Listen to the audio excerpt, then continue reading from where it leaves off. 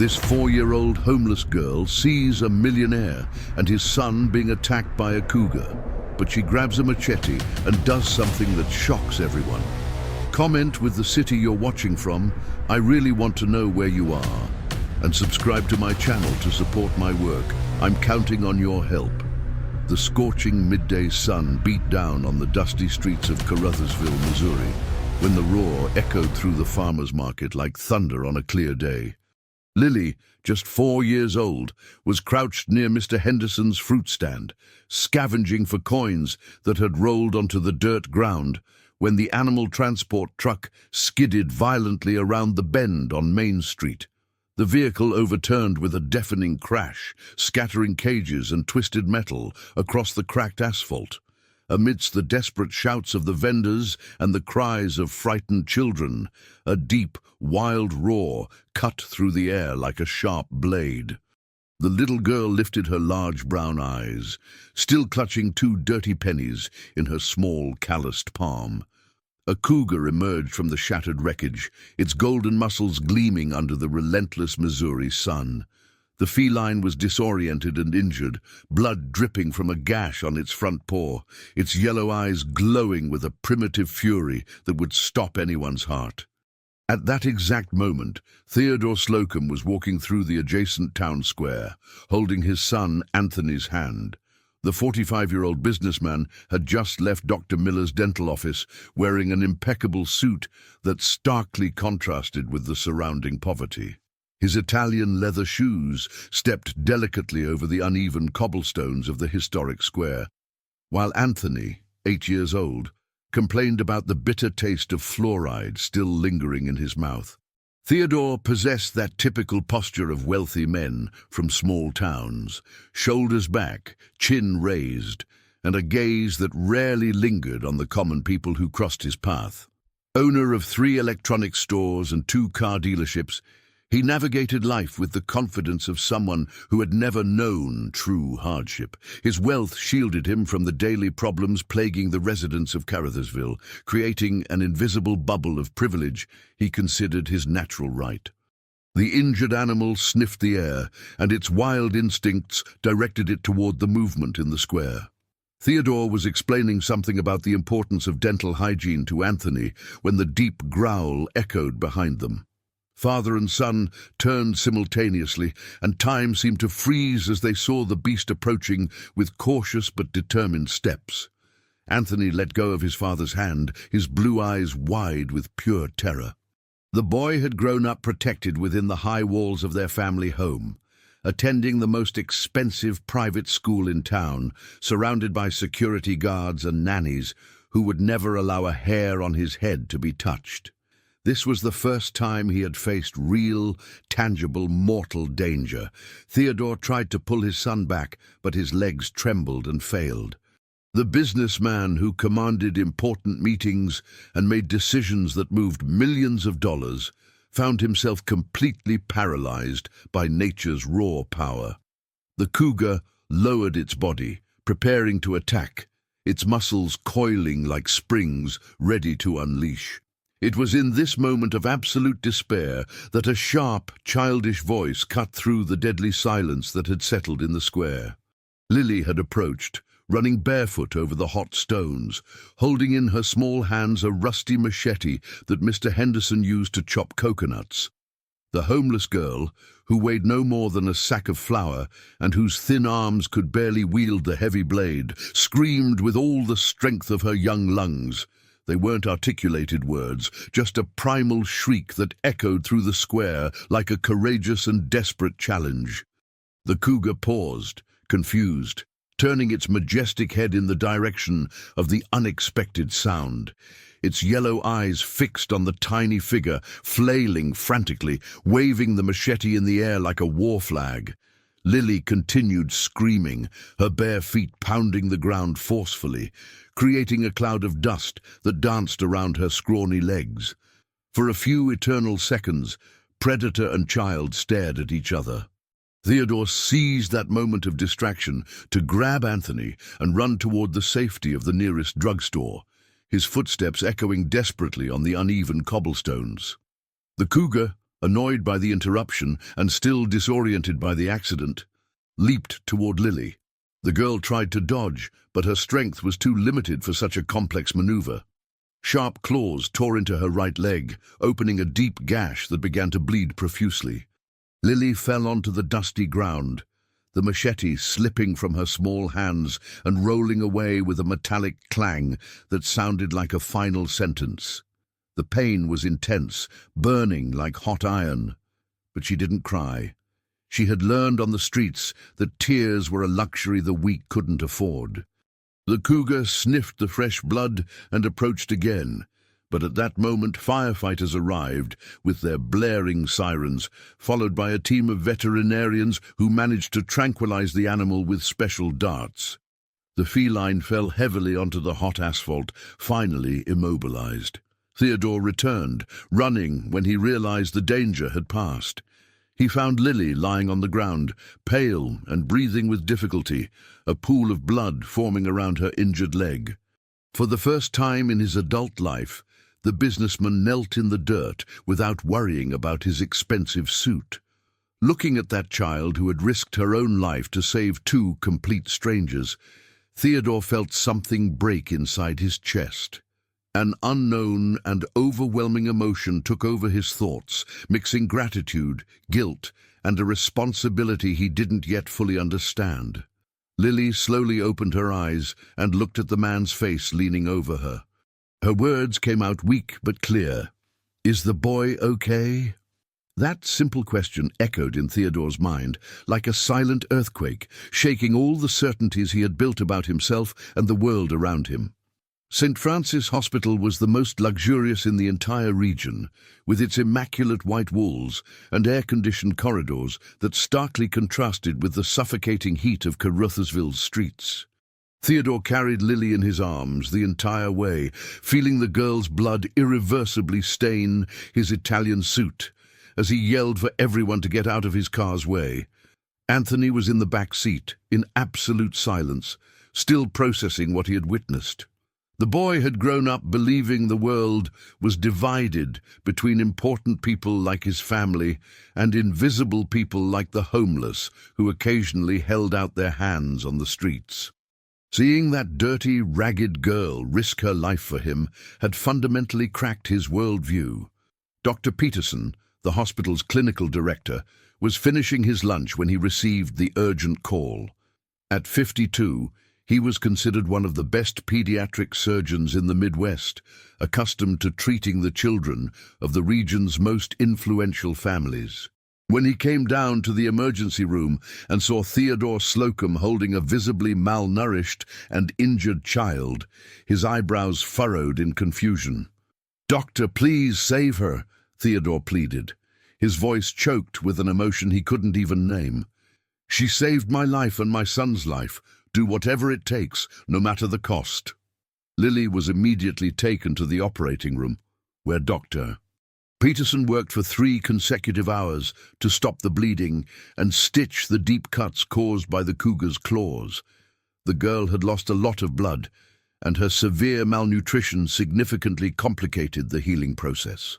While waiting in the luxurious waiting room, Theodore called home for the first time. Stephanie Slocum was at her usual salon when she received her husband's call, and her reaction was immediate and explosive. "You did what, Theodore? You brought a dirty street kid to the most expensive hospital in town. Have you completely lost your mind?" Stephanie's voice echoed through the phone with an acidity that made several people in the waiting room turn to look. Stephanie, at 42, had dedicated her entire adult life to cultivating an impeccable image in Carruthersville's high society. Daughter of prosperous merchants, she had married Theodore not for love, but for social and financial convenience. For her, maintaining appearances was more important than any genuine feeling, and the idea of her husband getting involved with a street girl represented a direct threat to the status she had fought so hard to build. "Steph, you don't understand," Theodore tried to explain, but was interrupted by the sound of his wife slamming down the phone.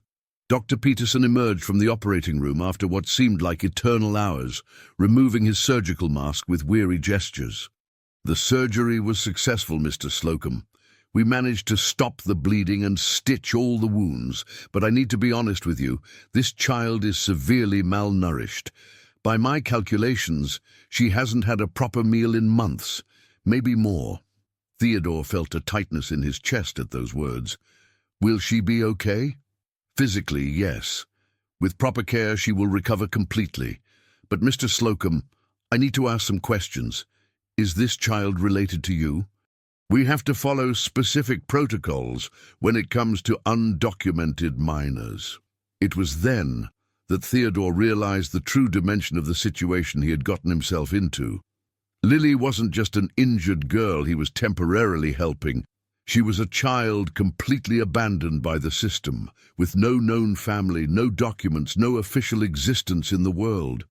"Doctor, she has no one. She lives on the streets alone. I want to take care of her." "Doctor." Peterson carefully studied Theodore's face, looking for signs of dubious motives. In his years of practice, he had learned to be wary of wealthy men who showed sudden interest in vulnerable children. But there was something genuine in Theodore's expression, a mix of gratitude and responsibility that seemed authentic. "Mr. Slocum, I understand your gratitude, but taking care of a traumatized and malnourished child is not a decision to be made on impulse. Lily will need constant medical monitoring, physical therapy, psychological support. We're talking about months of intensive treatment." "Money is not an issue," Theodore replied without hesitation. "She saved my family. It's the least I can do." 3 days passed before Lily fully awoke from the anesthesia. During that period, Theodore had alternated between the hospital and urgent meetings with lawyers, trying to understand the legal aspects of his impulsive decision. Anthony accompanied him daily, silently observing the girl, sleeping connected to various medical devices. When Lily finally opened her eyes, the first thing she saw was Anthony's worried face leaning over her bed. The boy had brought some of his favorite toys and spread them on the bedside table, in a childish attempt to make the hospital environment less frightening. "You're awake," Anthony said with a shy smile. "I brought some toys for you. This one is my favorite car." Lily looked around, slowly processing where she was. The room was larger than any place she had ever slept, with soft white sheets that smelled clean. There were fresh flowers in a vase on the dresser and a TV playing a children's channel at low volume. "Where am I?" she asked in a hoarse voice. "In the hospital," a familiar male voice responded. Theodore approached the bed, carrying a tray with warm soup and fruit juice. "You're safe now, little one. No one will hurt you anymore." Lily tried to sit up, but the pain in her leg made her whimper softly. Memories of the cougar attack returned like violent waves, mixed with confused fragments of sirens, shouting voices, and the strong smell of medicine. "The cougar, it got me," she murmured, gently touching the bandage that covered her leg. "You were very brave," Theodore said, helping her get more comfortable on the pillow. "Braver than any adult I know." In the following days, Lily gradually began to adapt to the hospital routine. The nurses treated her with a kindness she had never experienced, bringing her warm food 3 times a day and medicine that eased her pain. For the first time in her life, she didn't have to worry about where she would sleep at night or what she would eat the next day, Doctor. Peterson visited her daily, monitoring her physical recovery, but also observing signs of psychological trauma. During these consultations, he noticed something peculiar. Lily demonstrated exceptional intelligence for her age, asking complex questions about her treatment and showing a reasoning ability that contrasted dramatically with her humble background. "Doctor, why does my leg go numb sometimes?" she asked during a consultation, using medical terms she had learned by listening to adult conversations. "It's normal, Lily. The nerves are healing." "How did you learn that word, nerves?" "I listen to everything," she simply replied. On the street, you learn to pay attention to everything. One afternoon, while Anthony was trying to teach Lily a math game on his tablet, something extraordinary happened. The girl solved multiplication problems that children her age normally couldn't comprehend, leaving the boy wide-eyed. How do you know how to do that? Anthony asked, genuinely impressed. I don't know, Lily replied, shrugging her thin shoulders. Numbers just make sense in my head. It's like they tell me stories. Theodore, who was observing the scene from the armchair beside them, felt a shiver run down his spine. There was something special about that girl, something that went far beyond the courage she had shown during the cougar attack. But while Lily recovered in the protected environment of the hospital, storms were brewing in the outside world. Stephanie had spent the last few days mobilizing her high society friends, spreading rumors about her husband's unhealthy obsession with a street girl. The malicious tongues of Carruthersville's elite began to weave conspiracy theories about Theodore's true motives. The first war approaching would be fought not on the dusty streets where Lily had grown up, but in the perfumed salons and whispering corridors of high society, where reputations were destroyed as easily as afternoon tea was served.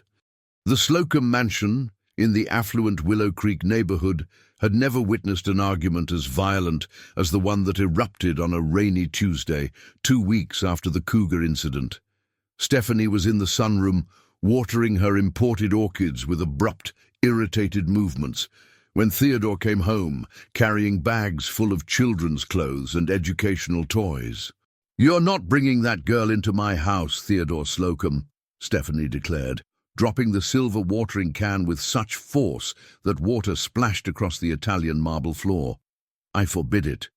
Theodore stopped at the entrance to the sunroom, observing the woman with whom he had shared 15 years of marriage. Stephanie was impeccably dressed, as always, with her blonde hair perfectly coiffed and nails done at the most expensive salon in town. But there was something cruel in her blue eyes that he had never noticed before, or perhaps had never chosen to see. "Steph, she has nowhere to go. She's a 4-year-old child who almost lost her life to save our family. So what? There are shelters for those children. There are appropriate institutions. Our house is not a charity orphanage." Stephanie crossed her arms, her voice taking on that sharp, cutting tone she used when she wanted to impose her will. "You've already caused enough embarrassment for our family. Yesterday, Brenda told me that even in St. Louis, people are talking about your eccentricities." Theodore felt the blood rush to his head. Brenda was one of Stephanie's most gossipy friends, married to a state senator and known for spreading high society scandals like planting seeds in fertile ground. "What kind of comments?" "You know very well what kind," Stephanie retorted, her cheeks flushing with feigned indignation.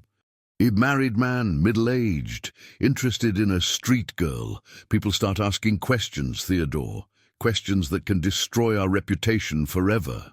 The silence that followed was charged with a tension so dense it seemed to suck the oxygen out of the room.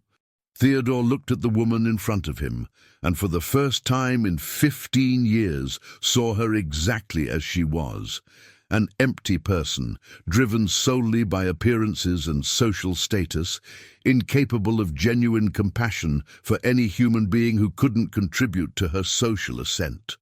"Where's Anthony?" Theodore asked, abruptly changing the subject. "In his room, doing homework. And I'm already taking the opportunity to talk to him about this ridiculous situation. I don't want my son getting attached to a girl who clearly doesn't belong in our world." Theodore ascended the marble staircase leading to the second floor, his footsteps echoing through the corridors decorated with expensive paintings and antique furniture. He found Anthony sitting at his mahogany desk, but instead of studying, the boy was drawing something with colored pencils. "What are you doing, son?" Anthony looked up, and Theodore noticed his eyes were red, as if he had recently cried. "I'm drawing Lily to show her when she gets out of the hospital." The drawing showed a small girl surrounded by colorful birds, all flying toward a bright yellow sun. It was an impressive piece for an 8-year-old, full of careful details and an artistic sensibility that Theodore had never noticed in his son. "Son, did your mother talk to you about Lily?" Anthony lowered his head, his fingers nervously playing with the blue pencil. "She said Lily can't come live here because she's different from us." "Different how?" "Poor, dirty, uneducated." The words came out of Anthony's mouth as if they tasted bitter. "But Dad, she's not dirty. She was just dirty because she lived on the street. And she's not dumb either. She solved those math problems I couldn't." Theodore sat on his son's bed, carefully choosing his words.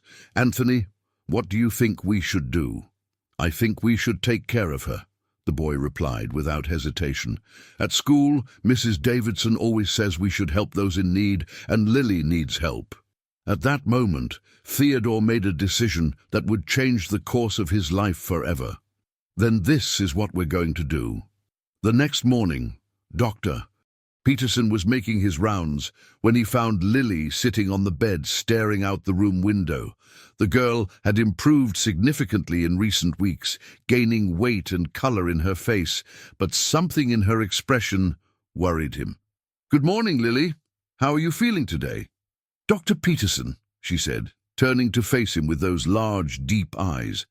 "I'm having strange dreams." Dr. Peterson pulled up a chair and sat beside the bed. In his years of experience with traumatized children, he had learned that dreams were often how a child's mind processed trauma and repressed memories. "What kind of dreams, sweetie?" "I dream of a lady in a blue dress. She's always singing a very beautiful song, but I can't understand the words. And there's a house, too, a yellow house with flowers in the window, but I never lived in a house like that, Doctor." Peterson made some notes in her chart, but something in Lily's words deeply intrigued him. The specificity of the images, the consistency of the details, the way she described elements that clearly weren't part of her life experience on the streets. "Lily, do you remember anything from when you were a baby? Anyone who took care of you?" The girl shook her head slowly. "No, Doctor. I've always lived on the street. As long as I can remember, it's always just been me." "And how did you learn to speak so well? Who taught you to count?" "No one taught me, I just knew. The words appeared in my head, and the numbers too." Dr. Peterson felt a shiver run down his spine. In his years of medical practice, he had seen many extraordinary cases, but never a child with such developed skills without any formal education. That afternoon, Theodore arrived at the hospital with news that changed everything. "Lily, I've talked to the doctor and some lawyers. If you want, you can come live with me and Anthony." Lily's eyes lit up with a mix of joy and fear. "What about your wife? She doesn't like me." Theodore swallowed hard. Stephanie had made it clear that if he brought Lily home, she would file for divorce immediately. But looking at that brave girl who had saved his family, he realized that some choices in life were more important than domestic peace. "Don't worry about that. Do you want to come?" "Yes," Lily replied without hesitation, but then added with impressive wisdom for her age, "But I don't want to cause trouble between you and your wife." 3 days later, Lily stepped for the first time into the perfectly manicured garden of the Slocum mansion. She was wearing a new dress Theodore had bought, her hair freshly cut and styled, but she still looked like a wildflower trying to grow in a formal garden. Stephanie watched them from the living room window, her lips pressed into a thin line of disapproval. She had lost the first battle, but the war was far from over. She knew the rules of the social game in Carruthersville very well, and she knew exactly how to use those rules to destroy any threat to her carefully constructed world. Anthony ran to greet Lily, holding the drawing he had made for her. "Look, I made this for you." Lily took the drawing carefully, as if it were made of crystal. Her eyes filled with tears, the first tears of joy she had shed in her entire life. "It's beautiful," she said, hugging the paper to her chest. "No one has ever made a drawing for me before.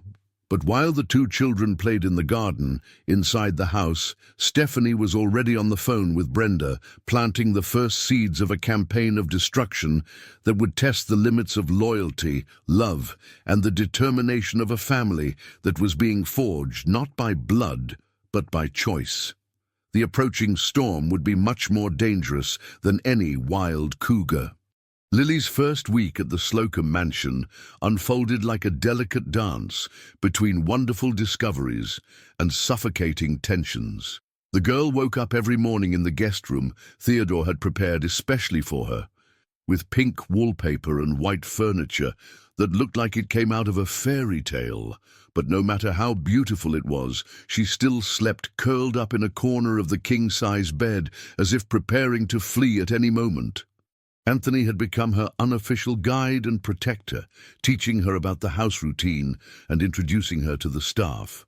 The housekeeper, Mrs. Jenkins, a 60-year-old woman who had worked for the family for over a decade, initially resisted the girl's presence. But seeing Lily voluntarily helping to pick up scattered toys and politely thanking for each meal, her attitude began to soften. "That girl has more manners than a lot of rich kids I've seen around here," Mrs. Jenkins commented to Theodore one morning as they watched Lily teach Anthony how to make origami with paper napkins. Stephanie, on the other hand, had become a silent storm moving through the mansion's corridors. She avoided any direct contact with Lily, but her presence was felt like a cold draft sweeping through the rooms. During meals, she served herself in glacial silence, addressing only Anthony with sharp questions about his studies and school activities. It was during breakfast on a Friday that the first serious crack appeared in the facade of normality Theodore was trying to maintain. Lily was telling Anthony about a dream she had had the night before, again with the woman in the blue dress, when Stephanie abruptly interrupted. "Anthony, finish your breakfast. I don't want you to be late for school." "But, Mom, Lily was telling about—" "Lily isn't going to school," Stephanie cut in, her voice laden with thinly veiled venom. "So she has plenty of time for daydreaming." Lily lowered her eyes to her plate, feeling the weight of rejection like a stone in her stomach. Theodore clenched his fist tightly, fighting the urge to yell at his wife in front of the children. "Actually, Steph, I've already talked to Anthony's school principal. Lily will start classes on Monday." Stephanie's fork made a metallic clatter as it hit her plate. "You cannot be serious. St. Teresa Academy? One of the most traditional schools in Missouri? Why not? She's a smart child who deserves a good education." "Theodore, be reasonable. This girl has no foundation. She'll embarrass Anthony in front of his classmates. The other families will either accept it or find another school for their children," Theodore cut in, his voice taking on a tone of authority he rarely used at home. That afternoon, while Anthony was at school, Theodore took Lily to buy uniforms and school supplies. It was the first time the girl had entered a department store, and her eyes widened at the endless shelves of colorful, shiny products. "Can I choose the color of the backpack?" she asked shyly, touching a blue backpack decorated with stars. "You can choose whatever you want," Theodore replied, observing the genuine joy on the girl's face. It was a joy so pure and intense that it made his heart ache with emotion. While they were shopping, Theodore didn't notice they were being watched. Officer Jenkins, a city social worker, was in the same store buying gifts for her nieces when she recognized the businessman. She had heard rumors about his situation with a street child, and her professional curiosity was immediately piqued. Officer Jenkins was 38 years old and had dedicated her career to protecting vulnerable children. She was known for her inflexible determination when it came to ensuring minors were in safe and legally appropriate environments. Observing Theodore and Lily, she immediately noticed worrying signs: the child's apparent lack of documentation, the glaring socio-economic difference, and especially the absence of any formal legal process for adoption or temporary guardianship. On Monday, when Lily stepped for the first time into the courtyard of St. Teresa Academy, wearing her new uniform and carrying a backpack full of school supplies, she didn't know she was entering a social battlefield. The other children watched her with a mix of curiosity and suspicion, whispering among themselves about the new girl who had appeared out of nowhere. Anthony tried to introduce her to some classmates during recess, but the reception was cold. The children of Carruthersville's elite had been raised from an early age to recognize social class differences, and even with new clothes and well-groomed hair, Lily carried something indefinable that marked her as different. "Is she your cousin?" asked Brittany, one of Anthony's classmates, the daughter of a local judge. "No, she's staying at our house," Anthony replied, not knowing exactly how to explain the situation. "Oh," Brittany said with a smile that didn't reach her eyes, "I see." The teacher, Mrs. Davison, an experienced 50-year-old woman, immediately noticed Lily's extraordinary potential. During the first math class, when the girls solved division problems that were normally only taught the following year, Mrs. Davison was genuinely impressed. "Lily, where did you learn to do those calculations?" "I don't know, teacher. The numbers talk to me." Mrs. Davison made a mental note to talk to the girl's parents about the possibility of her being academically ahead of her grade.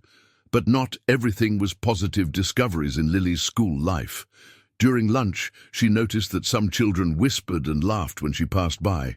Words like homeless and outsider reached her ears like silent daggers. Anthony noticed Lily's growing isolation and tried to intervene, but the social pressure was intense. Some of his closest friends began to avoid him, and nasty comments about his new sister quickly spread through the school corridors.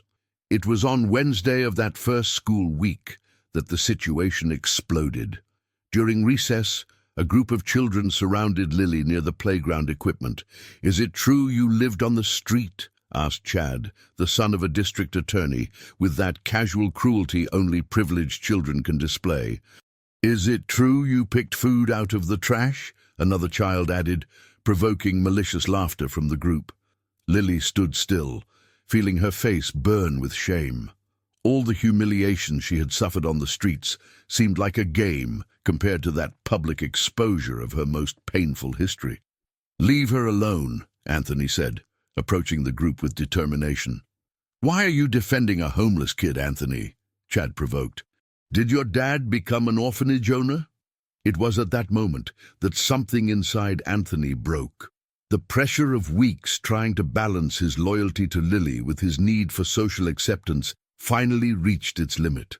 In front of all his classmates, with Lily looking at him with expectation and trust, Anthony made the decision that would haunt him for months. I don't know who she is," he lied, his voice trembling. "She's just staying at our house temporarily." "We're not family." The silence that followed was deafening. Lily looked at Anthony as if she had been slapped, her big eyes filling with tears that she bravely fought to hold back. Without saying a word, she walked away from the group and went to an isolated corner of the courtyard, where she sat alone under a tree. Anthony immediately felt the weight of what he had done, but the relief of being accepted back by the group was stronger than his guilt, at least for now. That afternoon, when Theodore picked them up from school, he noticed that Lily was quieter than usual. In the back seat of the car, she stared out the window in absolute silence, while Anthony nervously talked about whatever came to his mind. "How was your first day of school, Lily?" "It was good," she replied automatically, but her voice sounded empty, devoid of the natural joy that had characterized her first days in the mansion. Theodore didn't know that, at that exact moment on the other side of town, Officer Jenkins was in her office drafting an official report on the irregular situation of a minor identified as Lily, illegally residing at Theodore Slocum's house without proper documentation or an adoption process underway. The approaching storm had a name, and it carried the power of the law in its hands. The doorbell of the Slocum mansion rang on a rainy Thursday morning, cutting through the tense silence that had settled in the house since the school incident. Theodore was in his home office, trying to concentrate on financial reports that showed a worrying drop in his company's profits, when Mrs. Jenkins knocked on the door with a worried expression. "Mr. Slocum, there's a lady from the city here who wants to speak with you." "Says it's about the girl, Lily." Officer Jenkins stood in the living room, wearing a discreet grey suit and carrying a folder full of official documents. Her experienced eyes quickly scanned the luxurious environment, mentally cataloguing every detail that could be relevant to her investigation. When Theodore came downstairs, she greeted him with a professional smile that didn't reach her eyes. "Mr. Slocum, my name is Officer Jenkins, a social worker from the Carruthersville Department of Social Services. I need to speak with you about the situation of the minor Lily, who is residing in your home." Theodore felt his stomach clench. He had feared this moment since he brought Lily home, but he had hoped to have more time to regularize the girl's legal situation. "Of course, Officer Jenkins. Please, have a seat. Can I offer you some coffee?" "That won't be necessary. This is an official visit."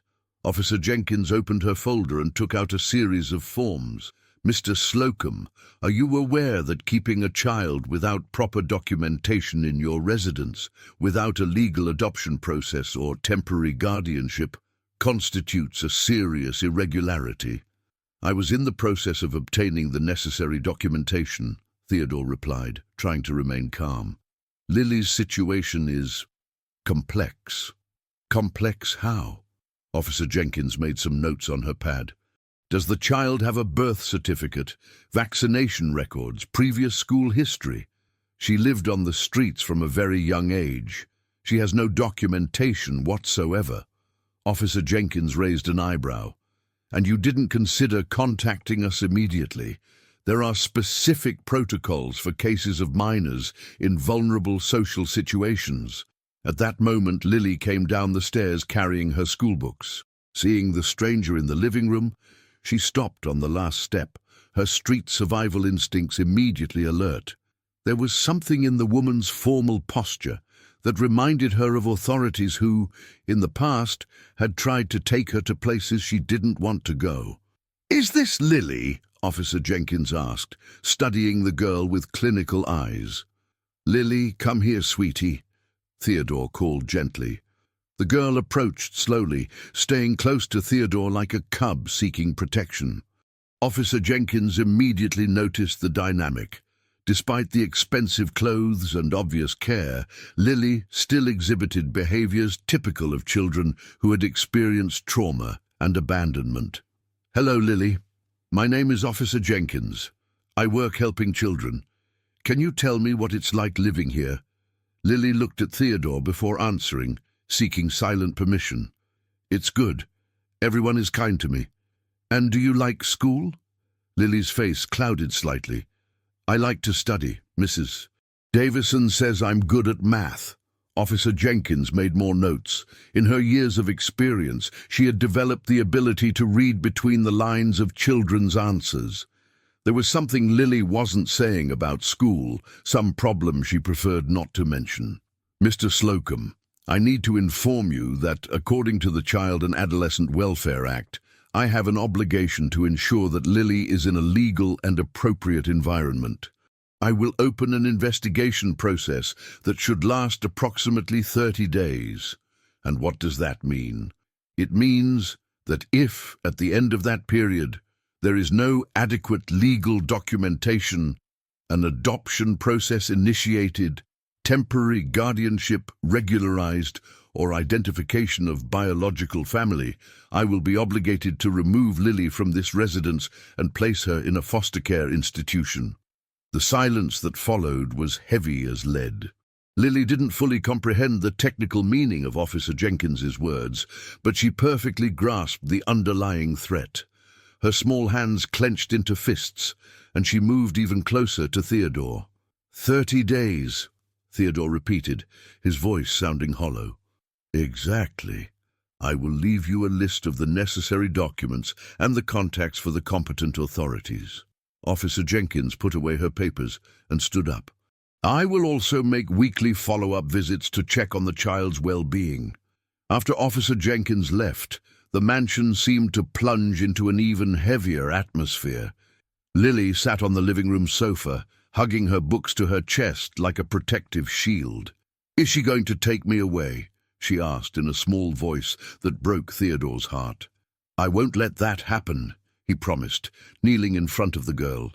"We're going to fix this situation, I promise." But internally, Theodore knew he was facing a much more complex battle than he had imagined. Adoption was not a simple or quick process, especially when dealing with a child without any official documentation, and he suspected that Stephanie would not cooperate with the necessary legal procedures. That afternoon, when Anthony returned from school, he found Lily sitting alone in the garden, staring intently at an anthill. The boy still carried the weight of guilt for having publicly denied her days earlier, but he didn't know how to apologize without admitting the extent of his cowardice. "Lily, can I sit here?" She nodded, without taking her eyes off the ants that worked tirelessly carrying small pieces of leaves. "They never stop working," Lily commented. "Even when it rains, even when someone destroys the anthill, they keep trying." Anthony realized they weren't just talking about ants. "Lily, about what happened at school. You don't need to explain," she interrupted softly. "I understand. It's hard to be my friend." The simplicity of the answer was like a slap to Anthony. He expected anger, tears, accusations. But Lily's mature understanding was much worse than any emotional outburst. "It's not hard to be your friend," he said, finally finding courage. "It's hard to be brave like you." Lily looked at him for the first time since he had sat down. "Do you think I'm brave? You saved my life and my dad's. Of course you're brave. Then why do people hate me?" The question echoed through the garden like a cry of pain. Anthony didn't have a suitable answer because even at 8 years old, he was beginning to understand the cruel complexities of the adult world and the injustices that governed social relations. That night, Stephanie was on the phone in her bedroom, talking in urgent whispers with Brenda. "You need to speed up the process, Brenda. This social worker could be our salvation." "Calm down, Stephanie. These things take time. But I have a friend who works at the courthouse, and she told me that cases like this rarely end well for families, especially when there are questions about the real motivations of those involved." "What kind of questions?" "You know, a middle-aged man, a vulnerable girl. People start asking inconvenient questions." Stephanie felt a cruel satisfaction spread through her chest. If she couldn't drive Lily out through direct confrontation, perhaps society itself would do the work for her. "And do you believe these questions will reach the social worker's ears?" "Let's just say relevant information has a way of getting to the right people," Brenda replied with a conspiratorial tone that left no doubt about her intentions. Meanwhile, 3 floors below, Dr. Peterson was in his private office, flipping through a medical file he had requested from the Carruthersville Central Hospital. Something in Lily's descriptions of her dreams had piqued his professional curiosity, and he decided to investigate records of unsolved cases involving women and children over the past 5 years. It was then that he found something that made his blood run cold. The file of a woman identified only as patient 247, admitted 5 years ago in a catatonic state after childbirth complications, with no documentation or known relatives. The physical description perfectly matched the woman in the blue dress Lily described in her dreams. Dr. Peterson picked up the phone and dialed St. Anthony's Psychiatric Hospital, where the woman was admitted. The information he received deeply disturbed him. The patient had fallen into a coma shortly after giving birth to a girl, and the child had disappeared from the hospital before any documentation was completed. The dates perfectly coincided with Lily's age at the time. As he closed the file, Dr. Peterson realized he had discovered something that could completely change the girl's destiny. But he also knew that this information, if not handled with extreme care, could destroy the only stability Lily had known in her life.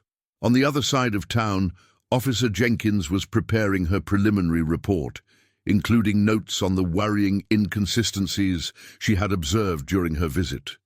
Unbeknownst to her, she was about to unleash a series of events that would reveal secrets buried for years and force everyone involved to face painful truths about love, abandonment, and the prices one pays for trying to do what is right in a world that doesn't always reward kindness.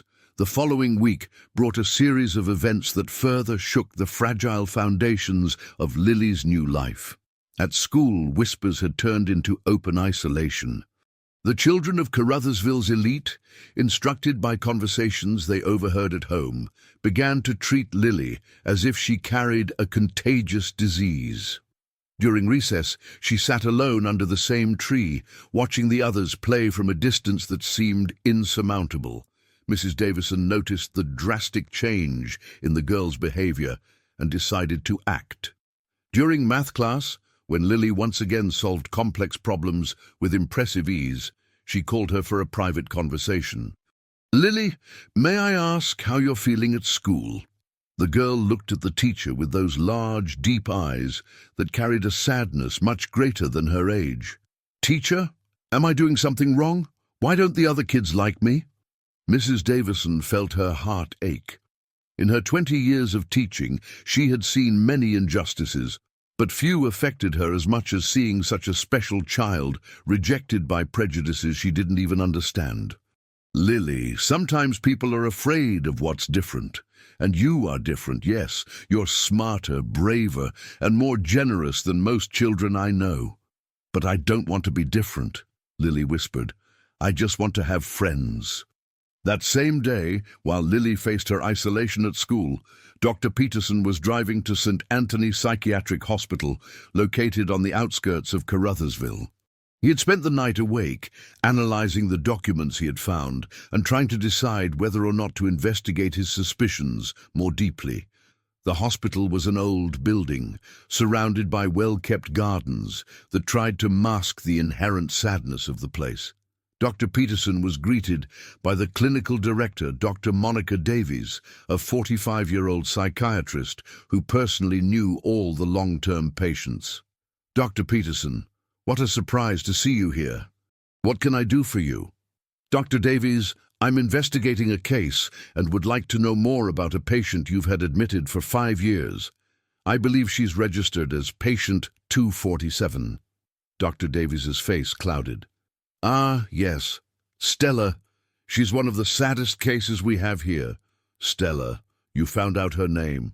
We found out about 2 years ago through fingerprints. Stella Miller, a retired elementary school teacher. But unfortunately, that didn't help us much. She had no known family, and her situation remains unchanged." Dr. Peterson felt a shiver run down his spine. The name Stella echoed in his mind like a revelation. "Can I see her?" Dr. Davies hesitated. "Doctor, may I ask what your specific interest is in this case?" "I believe she may be connected to a child I'm treating. A girl who describes very specific dreams about a woman in a blue dress. Stella always wore blue dresses." "Doctor." Davies murmured, her eyes widening. "Dr. Peterson, are you suggesting that—" "I'm suggesting that we may have found the mother of the child who disappeared from the hospital 5 years ago." The corridor leading to Stella's room was long and lit by natural light streaming through high windows. Dr. Peterson followed Dr. Davies in silence, his heart beating fast with the possibility of being about to solve a mystery that would completely change Lily's life. Stella Miller was sitting in a chair near the window, staring intently at the garden. At 42, she still showed traces of serene beauty, but her empty eyes revealed the complete absence that characterized her catatonic state. Her brown hair was carefully styled, and she wore a light blue robe that accentuated the paleness of her skin. "She stays like this most of the time," Dr. Davies explained in a low voice. "Sometimes she reacts to auditory stimuli, especially music, but she has never shown recognition or verbal communication." Dr. Peterson approached carefully. "Stella, my name is Peterson. I'm a doctor." There was no reaction. Stella continued looking out the window, as if seeing something no one else could perceive. "Dr. Davies, have you tried music therapy? We've tried various approaches. She seems to respond best to children's songs, especially old ones sung in elementary school." At that moment, Dr. Peterson had an idea that might seem crazy, but his medical instinct told him was necessary. "Doctor, would it be possible to bring the child I mentioned to meet Stella?" "Dr. Peterson, that would be highly irregular. We're talking about a psychiatric patient and a minor. What if this minor is Stella's daughter? What if this meeting could awaken something in her?" "Doctor." Davies considered the proposal carefully.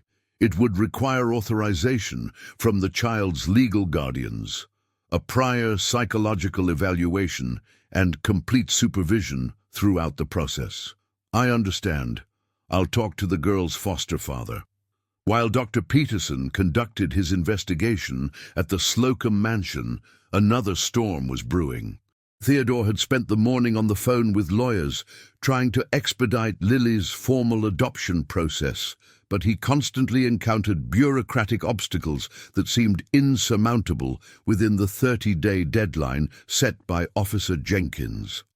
"Mr. Slocum," explained Mr. David Hayes, his personal lawyer, "adoption is not a process that can be resolved in a month. We're talking about social analyses, psychological evaluations, mandatory adaptation periods. What if I can prove that Lily has no biological family? Would that speed up the process?" "On the contrary, children without documentation have to go through an even longer period of investigation to ensure there are no close relatives who could claim custody." Theodore hung up the phone with a growing sense of despair. No matter how much money and influence he had, he couldn't buy time or manipulate laws that were created precisely to protect children from men like him, men with enough resources to circumvent the system. That afternoon, when she came home from school, Lily found Theodore in his office, surrounded by papers and with a look of worry he tried to disguise. "How was school today, dear?" "Normal," Lily replied, but her definition of normal had adapted to include isolation and rejection as part of the daily routine. "Lily, I need to tell you something important. Officer Jenkins might come back soon, and she might want you to go live somewhere else for a while." Lily's eyes widened. "Did I do something wrong?" "No, dear, you didn't do anything wrong. It's just that there are complicated rules about children living with families, and we need to prove that we follow those rules."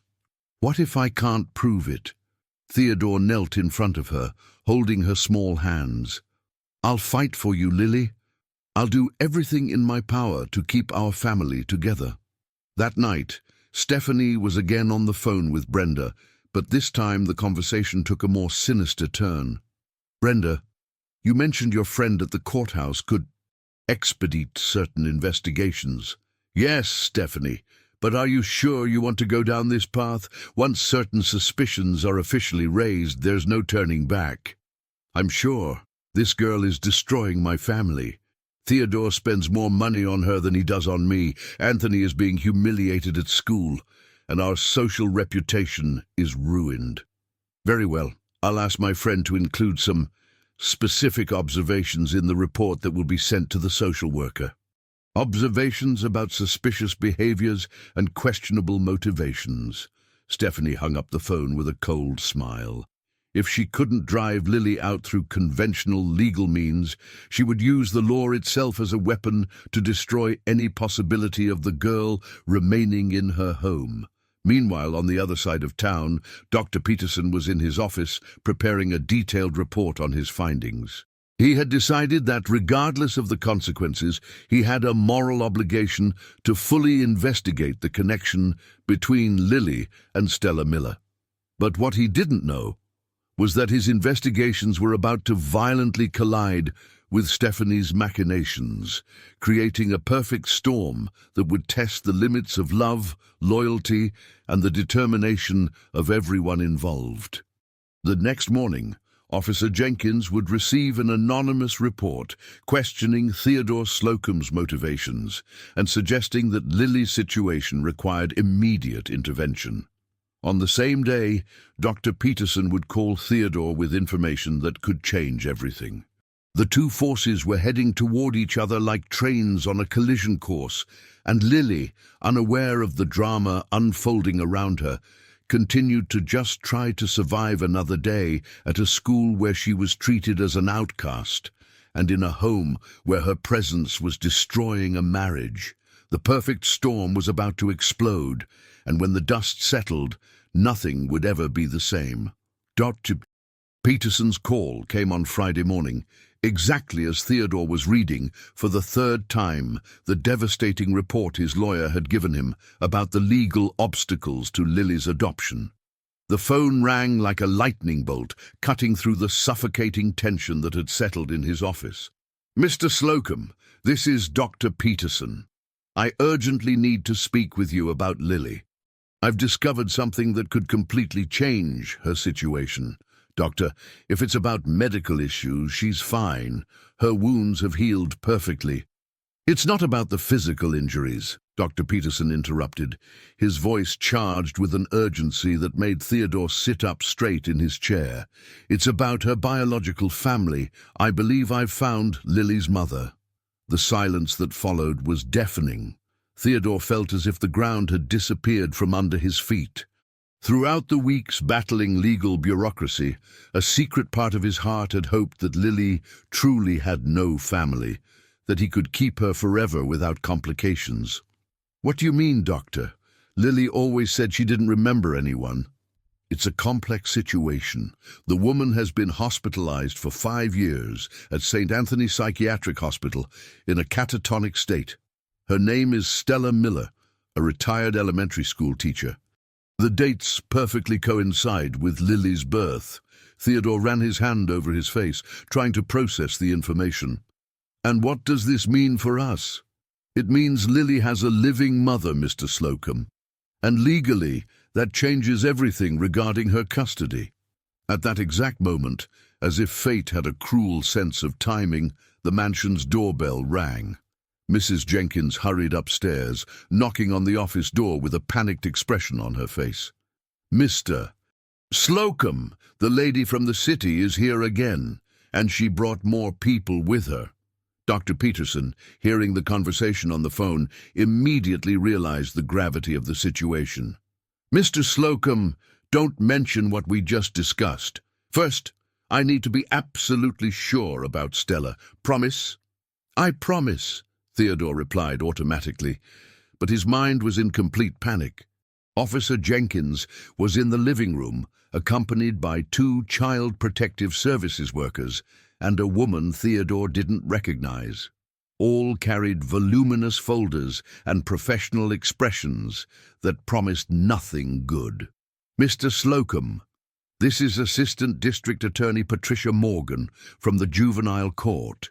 We have received worrying information that makes a more rigorous assessment of Lily's situation necessary." Theodore felt his blood run cold. "What kind of information?" Assistant DA Morgan opened her folder and took out an official document. "Mr. Slocum, it has come to our attention through reliable sources that there are questions about your true motivations regarding the minor Lily, questions about the suitability of a single man." "I'm not single," Theodore interrupted. "I've been married for 15 years. "Yes, but according to our informants, your wife vehemently opposes the child's presence, which suggests that this decision was unilateral on your part, without adequate consideration of the family environment." Theodore immediately realized the origin of those reliable sources. Stephanie had managed to use the legal system against him, turning his generosity into a reason for suspicion. "Where is Lily now?" Officer Jenkins asked, consulting her notes. "At school. She'll be back shortly." "Mr. Slocum, we'll need to speak with the child privately," Assistant DA Morgan said, "and also conduct a full inspection of the residence." Over the next hour, the Slocum mansion was subjected to a scrutiny that made Theodore feel like a criminal in his own home. Officials analyzed Lily's room, asked questions of Mrs. Jenkins, examined the pantry, and even checked the medications in the bathroom cabinet. When Lily arrived home from school, accompanied by Anthony, she found the house in complete chaos. Official cars were parked at the entrance, strange people were moving through the corridors, and Theodore had an expression of desperation she had never seen before. "What's happening?" she asked Anthony, but the boy was equally confused and scared. Officer Jenkins approached Lily with a forced smile that couldn't mask the tension of the moment. "Lily, dear, we need to talk for a little while. Just you and me." Lily looked at Theodore, seeking protection, but he nodded sadly, indicating she should cooperate. The girl followed Officer Jenkins to a separate room, her small footsteps echoing like war drums through the marble corridors. "Lily, do you feel safe in this house?" "Yes," she replied without hesitation. "Has anyone ever hurt you here? Has anyone ever touched you inappropriately?" Lily's eyes widened with shock and confusion. "No, never. Everyone is kind to me." "And Mr. Slocum, does he treat you well?" "He saved me. He's like a father to me." Officer Jenkins made careful notes, observing not only Lily's answers but also her body language, her tone of voice, any sign that could indicate fear or coercion. "Lily, if you could choose, where would you like to live?" "Here," she replied immediately, "with Mr. Slocum and Anthony. This is my family now." Meanwhile, in another room, Assistant D.A. Morgan conducted a separate interview with Anthony. The boy was visibly nervous, his hands trembling slightly as he answered the questions. "Anthony, how do you feel about Lily living here?" "I like her," he said honestly. "She's smart and brave. And your parents? Do they get along with her?" Anthony hesitated. Even at 8 years old, he understood that his answer could have serious consequences. "My dad likes her a lot. My mom thinks she shouldn't be here." "Why does your mom think that?" "Because she says Lily isn't our social class." Assistant D.A. Morgan raised an eyebrow. "And do you agree with your mom?" "No," Anthony replied, with more firmness than he expected from himself. "Social class doesn't matter. Lily is a good person." When the interviews ended, Assistant D.A. Morgan and Officer Jenkins reunited to deliberate. Theodore waited in the living room, pacing back and forth like a caged animal, while Lily and Anthony sat together on the sofa, huddled and scared. "Mr. Slocum," Assistant D.A. Morgan finally said, "Based on our preliminary investigations, we have determined that while there is no evidence of abuse or neglect, Lily's legal situation remains irregular and problematic." "What does that mean?"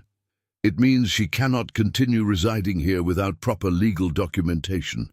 I will grant a 10-day extension for you to provide the necessary papers to initiate a formal adoption process." 10 days? But you said I had 30. Circumstances have changed due to the new information we received. 10 days, Mr. Slocum. Otherwise, Lily will be removed from this residence and placed in state temporary care. After the departure of the official personnel, the mansion plunged into a heavy silence. Lily didn't fully understand what had happened, but she knew her safety was threatened again. All the stability she had gained during her weeks with the Slocums seemed to be crumbling like a house of cards. "Mr. Slocum," she said in her small voice, "are they going to take me away?" Theodore knelt in front of her, holding her small, cold hands. "I won't let that happen, Lily. I promise I'll find a way." But internally, he knew he was facing an almost impossible battle. 10 days to resolve legal issues that usually took months. 10 days to find a solution that would satisfy suspicious prosecutors and skeptical social workers. 10 days to save a girl who had become the most important thing in his life. That night, while Lily finally fell asleep after hours of silent crying, Theodore received another call from Dr. Peterson. "Mr. Slocum, I've completed my investigations into Stella Miller. I'm absolutely certain she is Lily's biological mother." And I believe finding her daughter may be the key to awakening Stella from her catatonic state. Doctor, I don't know if this is the right time. Mr. Slocum, you don't understand. If we can prove that Stella is Lily's mother and that she is permanently incapacitated, that completely resolves the legal issue of custody. Lily would officially be orphaned by her father and an incapacitated mother, which drastically speeds up any adoption process. For the first time in days, Theodore felt a spark of hope ignite in his chest. What do I need to do? Bring Lily to meet Stella. If my theory is correct, the reunion could save two lives, that of a mother lost in her own mind and that of a daughter who desperately needs a legal identity. It was a risky gamble, but Theodore realized it might be their only chance. In 10 days, either they would find a miraculous solution or Lily would disappear from their lives forever, swallowed by a system that couldn't comprehend that sometimes love is worth more than all the official papers in the world. Saturday dawned grey and rainy, as if even the sky sensed the importance of the day to come. Theodore woke before sunrise after a sleepless night spent imagining all possible scenarios for the meeting between Lily and the woman Dr. Peterson believed to be her biological mother. The decision to take the girl to the psychiatric hospital had been the most difficult of his life. A leap in the dark that could both save her and completely destroy her emotional stability. Lily was unusually quiet during breakfast, playing with buttered bread pieces without really eating. Her large eyes watched Theodore with a keen perception that always surprised him. She knew something important was happening, even without fully understanding what. "Mr. Slocum," she finally said, "are we doing something different today?" "We are, sweetie. We're going to visit a lady who's sick. Dr. Peterson thinks that you two might get to know each other." Lily tilted her head, curious. "Like my dream mom." The girl's words hit Theodore like lightning. Throughout the weeks living with her, he had heard about the recurring dreams of the woman in the blue dress, but he had never made the obvious connection that now seemed glaring. Maybe Lily, maybe exactly like her. St. Anthony Psychiatric Hospital seemed even gloomier under the fine rain falling over Carruthersville. Dr. Peterson awaited them at the entrance, accompanied by Dr. Monica Davies and a team of psychologists who had been briefed on the delicate situation they were about to witness. "Mr. Slocum, Lily," Dr. Peterson greeted, crouching down to be at the girl's height. "How are you feeling?" "A little scared," Lily admitted honestly. "This place looks sad." "It's a place where sad people come to try to feel less sad," Dr. Peterson explained gently.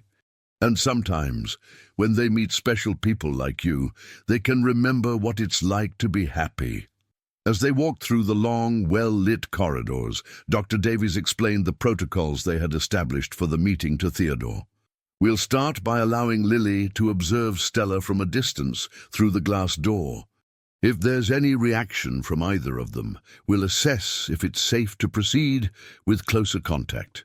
And if there's no reaction at all, then we'll know our theory was wrong, and you can continue seeking other legal solutions for Lily's situation." When they reached the corridor where Stella's room was located, Dr. Peterson stopped and turned to Lily.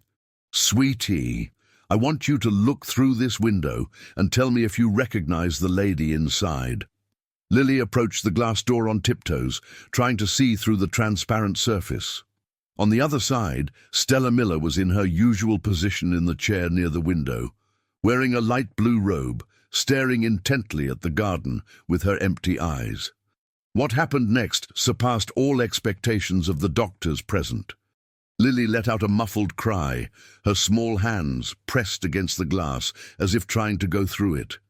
Tears began to stream down her face, and she started whispering words that none of the adults could clearly understand. "She's there," Lily murmured, her voice filled with a deep, ancient emotion. "The lady from my dreams is there." But something even more extraordinary was happening on the other side of the door. Stella, who had remained motionless for 5 years, slowly turned her head toward the window. Her eyes, which had been empty for so long, blinked several times, as if trying to focus on something very distant. "My God," Dr. Davies whispered. "She's reacting." Dr. Peterson made a quick decision. "We'll allow them to see each other up close, but with extreme caution." The room door was slowly opened, and Lily entered as if walking on sacred ground. Her steps were small and hesitant but determined. Stella continued looking toward the girl, and for the first time in 5 years, a tear rolled down her pale face. "Mommy," Lily whispered, using a word she had rarely pronounced in her life. Stella tried to move her lips, but no sound came out. Her hands, which had remained inert for years, began to tremble slightly, as if trying to remember how to move. Lily moved closer until she was directly in front of Stella. With the natural intuition of a child, she began to hum a soft melody, the same song she heard in her dreams, the song that comforted her in the most difficult moments of her life on the streets. The effect was immediate and dramatic. Stella opened her mouth and, with a voice hoarse from disuse, began to hum along with Lily. It was the same melody, note for note, word for word, a song only a mother and her daughter could share with such perfection. "My girl," Stella finally said, her voice weak but unmistakably laden with love. "My little Lily." Tears streamed freely down the faces of everyone present. Dr. Peterson had witnessed many medical miracles during his career, but never anything as profound and moving as that reunion between mother and daughter. Lily, moved by instincts that transcended her young age, carefully climbed onto Stella's lap and snuggled against her, as if they had never been separated. Stella ran her hand through her daughter's hair, her fingers trembling with emotion and weakness, but determined to memorize every detail of that moment. "I dreamed of you every night," Lily whispered. "And I dreamed of you too, my daughter. Even when I couldn't remember anything else, I always remembered you." Dr. Peterson approached carefully. "Stella, do you remember what happened? Do you remember where Lily was all these years?" Stella closed her eyes, concentrating intensely. I remember pain, a lot of pain and fear. Someone told me my girl that she hadn't survived. I believed it. I stopped fighting because I thought I had nothing left to live for."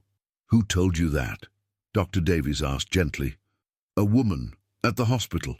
She said she was from social services. Said my daughter was born too weak and—" Stella couldn't finish the sentence, hugging Lily even tighter. Theodore, who had watched the entire reunion in silence, felt a complex mix of joy and loss settle in his chest.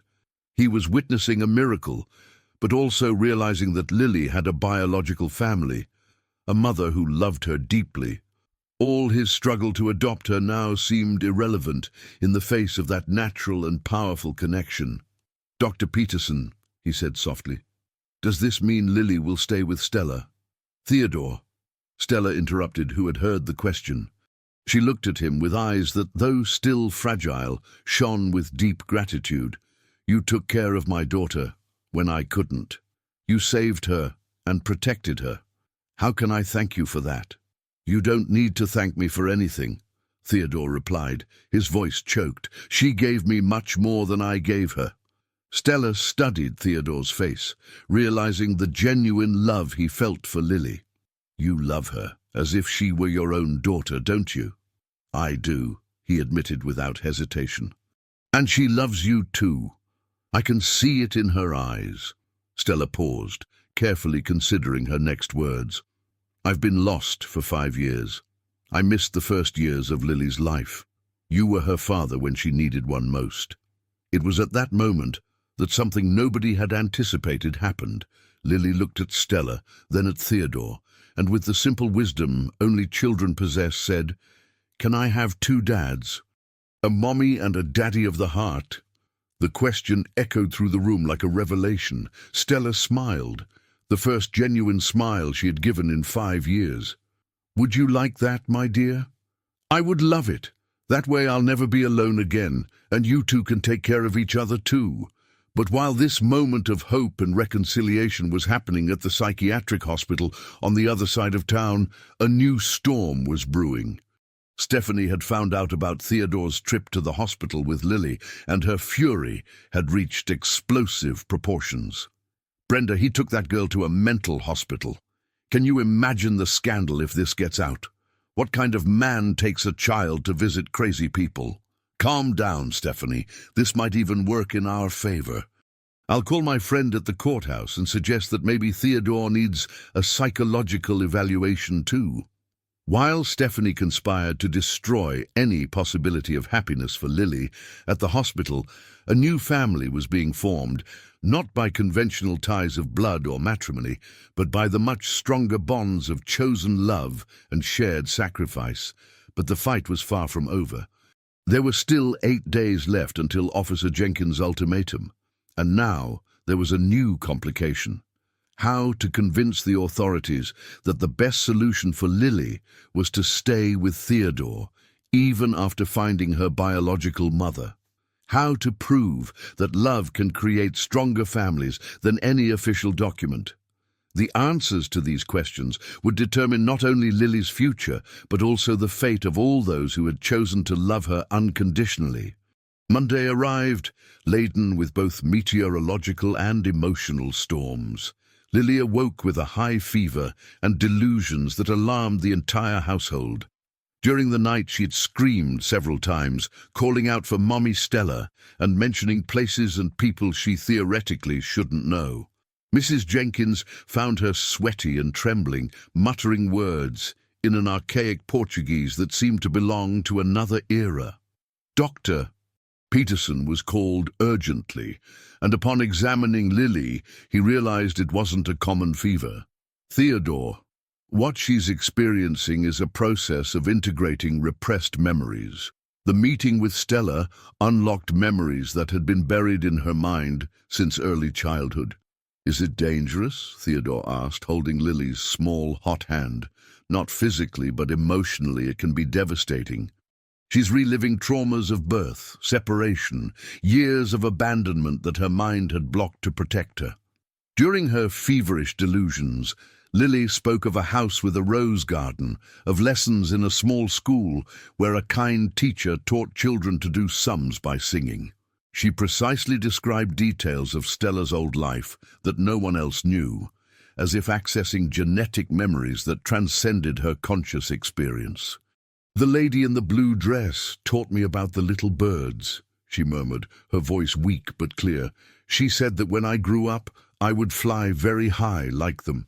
Dr. Peterson made detailed notes of every word. These delusions were not just symptoms of fever, they were the key to fully understanding Lily's story, and possibly definitive evidence that she and Stella were truly mother and daughter. Meanwhile, at the mansion, an explosive argument was happening in the master bedroom. Stephanie had spent the night on the phone with Brenda, plotting the final destruction of any possibility for Lily to remain with the family. "Theodore, that's enough. This girl is possessed or crazy, screaming all night, talking to people who don't exist. And you even brought her from a mental hospital. What kind of diseases could she have brought into our home?" "Steph, she's processing traumatic memories. It's a natural healing process." "Natural?" "Natural would be for her to be in an appropriate institution, with qualified professionals, far away from my family." Stephanie threw a hairbrush against the wall, her elegant composure finally shattering completely. "You've destroyed our marriage, our reputation, our son's future, all because of a street girl who isn't even ours." "She is ours," Theodore replied with a firmness that surprised even himself. "She became our family the moment she decided to save our lives."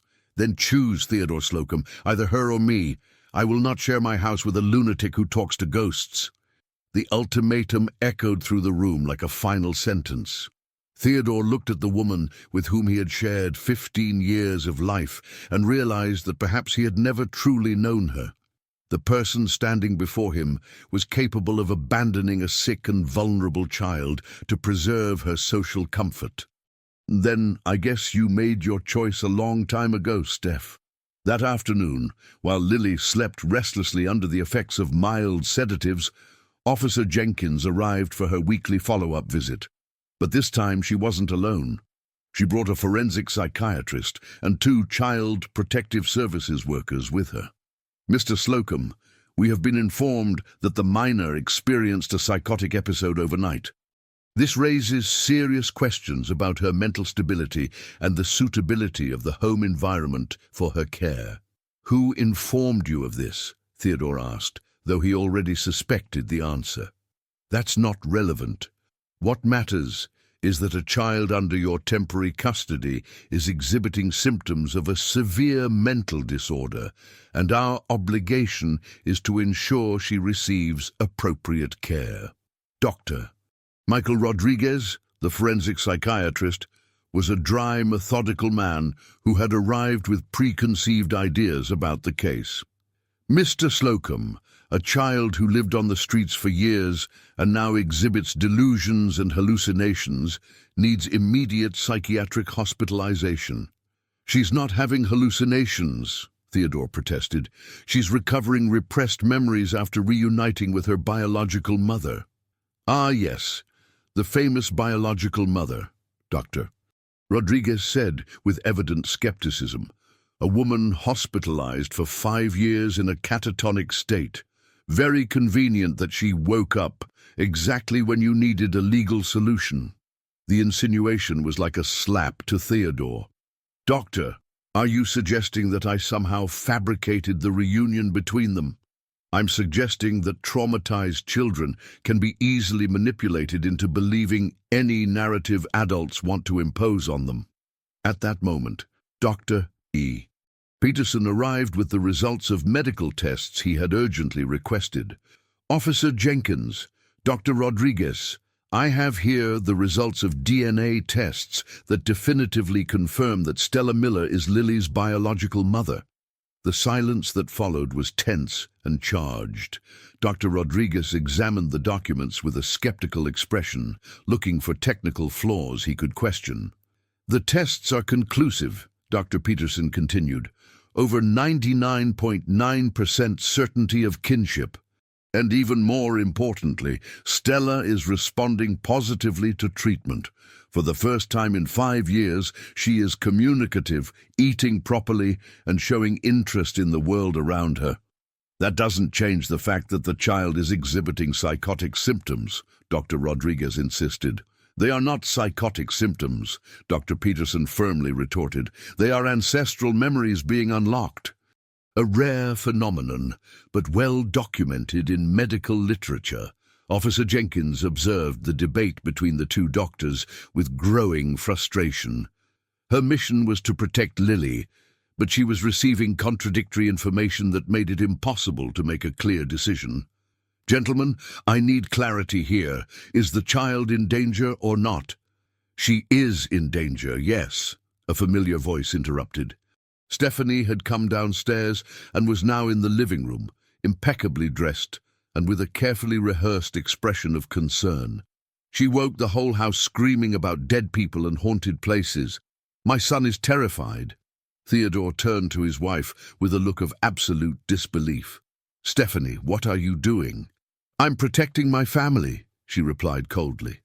"I'm collaborating with the authorities to ensure this child receives the care she needs, away from normal people who can be harmed by her outbursts." It was at that moment that Anthony ran downstairs, still in his pajamas and with tears in his eyes. "Mom, why are you lying? Lily isn't scaring anyone. She was just sick." "Anthony, go back to your room immediately," Stephanie ordered, but the boy didn't obey. "No. Lily is my sister. She saved our lives." "Why do you want to send her, though?" Anthony's emotional outburst created a moment of extreme tension in the room. Officer Jenkins observed the family dynamic with clinical eyes, realizing there was much more happening there than child custody issues. "Mrs. Slocum," Officer Jenkins said carefully, "may I ask what your official position is regarding Lily's stay in this house?" "I am totally against it," Stephanie replied without hesitation. "I always have been. My husband made this decision unilaterally, against my will and against the well-being of our family. And you, Mr. Slocum? I want to adopt Lily officially, with or without the support of my wife. Theodore's public statement was like a bomb exploding in the room. Stephanie paled, realizing she had definitively lost the battle for her husband's soul. Officer Jenkins made quick notes, understanding she was witnessing the complete disintegration of a marriage. "Dr. Rodriguez," Officer Jenkins finally said, "considering all the information presented, what is your official recommendation?" "Temporary psychiatric hospitalization for complete evaluation. The child needs to be stabilized before any custody decision is made." "I formally oppose that recommendation," Dr. Peterson declared. Separating Lily from Theodore, and especially from her biological mother at this crucial moment in the healing process, would be extremely harmful. Officer Jenkins looked at Lily, who had come downstairs silently during the discussion, and was now standing on the last step, watching all the adults who were deciding her future without consulting her. "Lily, dear, how are you feeling?" "I'm confused," she replied honestly. "Everyone is yelling because of me, but I just want to stay with the people who love me. And who are the people who love you?" Lily looked around the room, her eyes stopping on each person present. "Mr. Slocum loves me. Anthony loves me. Mommy Stella loves me. Mrs. Slocum doesn't like me, but that's okay." The brutal simplicity of the child's answer created an awkward silence. Even Dr. Rodriguez seemed touched by Lily's emotional clarity. "Lily," Officer Jenkins said gently, "if you could choose where you want to stay while the adults resolve these complicated issues, where would it be?" "With my family," she replied without hesitation. "With Mr. Slocum, with Anthony, and visiting Mommy Stella until she's well enough to come home too." Lily's answer echoed through the room like a declaration of emotional independence. At 4 years old, she had understood something that many adults take decades to learn, that family is not determined by legal documents or social conventions, but by the people who choose to love unconditionally. But while Lily spoke with wisdom beyond her years, Stephanie was quietly finishing planting the seeds of a revenge that would make the next few days the most difficult any of them had ever faced. Stephanie's revenge materialized on Wednesday with the surgical precision of someone who had spent years observing and cataloging her husband's vulnerabilities. She started early at 7 in the morning with a call to Robert Thompson, president of the Carruthersville Chamber of Commerce and one of the largest clients of Theodore's stores. "Robert, darling, I need to talk to you about a very delicate situation involving my husband," she said, using the tone of voice she had perfected during years of socializing in Carruthersville high society. Robert, a conservative 60-year-old man who valued family reputation above all else, listened with growing horror as Stephanie painted a distorted picture of Lily's situation. According to her version, Theodore had developed a sick obsession with a street girl and was spending company resources on psychiatric treatments and lawyers to satisfy his questionable tendencies. "Stephanie, are you sure of these accusations? Theodore has always seemed like a solid family man to me."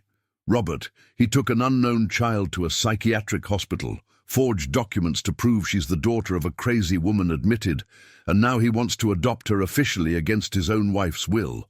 What normal man would do that?" The conversation ended with Robert promising to reassess his business relationship with Theodore's companies.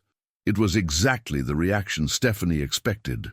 Throughout the rest of the morning, she made similar calls to 15 other important clients, each conversation carefully calibrated to plant seeds of doubt about Theodore's mental and moral stability. She didn't make direct accusations, she was too smart for that, but insinuated concerns that allowed the listeners to draw their own damaging conclusions. While Stephanie orchestrated her campaign of destruction, Theodore was in his lawyer's office, Mr. Hayes, desperately trying to find a legal solution to keep Lily. Officer Jenkins's deadline had been reduced to just 5 days, and options were quickly running out. "Theodore, I'll be direct with you," Mr. Hayes said, consulting a pile of legal documents. "The situation has become drastically more complicated with the discovery of Lily's biological mother. Technically, Stella has absolute parental rights over the child. But she's been in a coma for 5 years. She can't take care of a child. That's true, but she's recovering. The doctors are optimistic about her rehabilitation. A judge may decide that the child's best interest is to await the mother's full recovery." Theodore felt the world collapse around him. "And if Stella agrees that Lily stays with me, if she acknowledges that I took care of the girl when she couldn't, that would help significantly. But we'd have to prove you offer a stable and suitable environment. And frankly, Theodore, the rumors circulating about you aren't helping." "What rumors?" Mr. Hayes hesitated, clearly uncomfortable. "There's speculation about your real motivations regarding the child. People are questioning why a married man would be so interested in a street girl." The realization hit Theodore like a punch to the stomach. Stephanie wasn't just trying to drive Lily out. She was trying to destroy his reputation completely, making it impossible for him to care for any child in the future. "David, these speculations are coming from my own wife, aren't they?"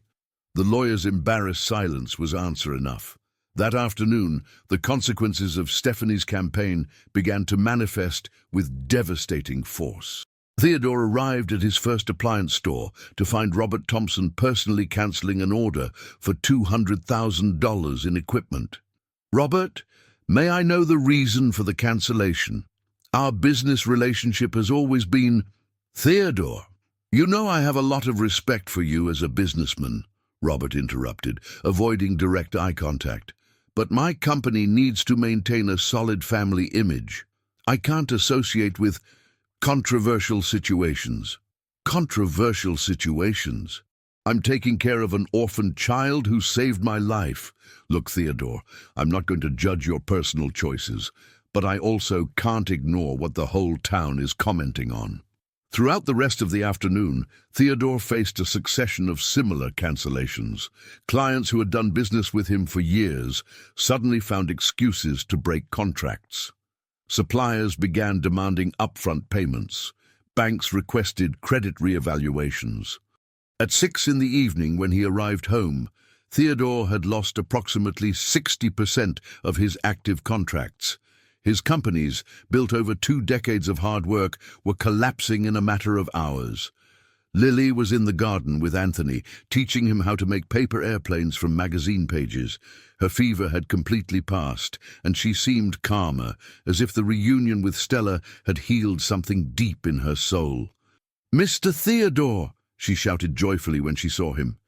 "Look at the airplane I made. It flies farther than all the others." Theodore watched the girl running barefoot through the grass, her hair shining under the afternoon sun, laughing with the pure joy that only children possess. At that moment, all the financial losses seemed irrelevant. He had gained something much more valuable than money. He had gained a daughter of the heart. "It's beautiful, sweetie. Can you teach me how to make one too?" As Lily patiently explained the techniques of folding paper, Mrs. Jenkins approached with a worried expression. "Mr. Slocum, Mrs. Slocum left this morning with several suitcases. She left this for you." The envelope contained divorce papers already signed, and a letter that summarized 15 years of marriage in 3 cold, calculating paragraphs. Stephanie demanded half of all assets, including the mansion and full custody of Anthony. Most cruelly of all, it included a specific clause prohibiting any contact between Anthony and Lily. "Dad, did Mom really leave?" Anthony asked, who had witnessed the conversation with Mrs. Jenkins. "She did, son. She decided she doesn't want to live with us anymore." "Because of Lily?" Theodore knelt in front of his son, holding his small shoulders. "No, Anthony, because of who she chose to be. Lily isn't to blame." "Can I still be her brother?" "You can. Always."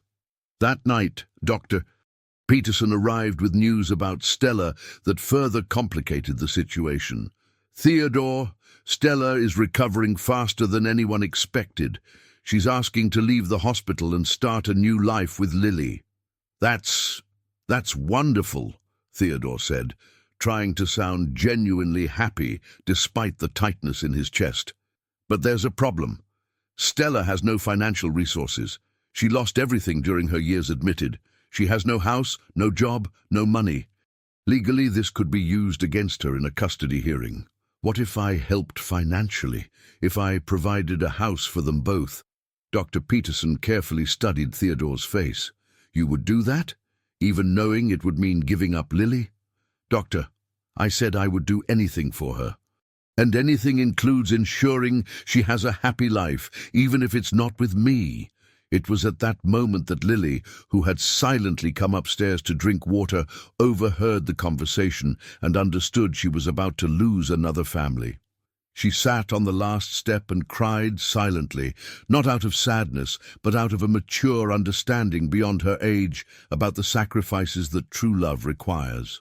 The next morning, Officer Jenkins arrived for another official visit, but this time she brought news that would change everything again.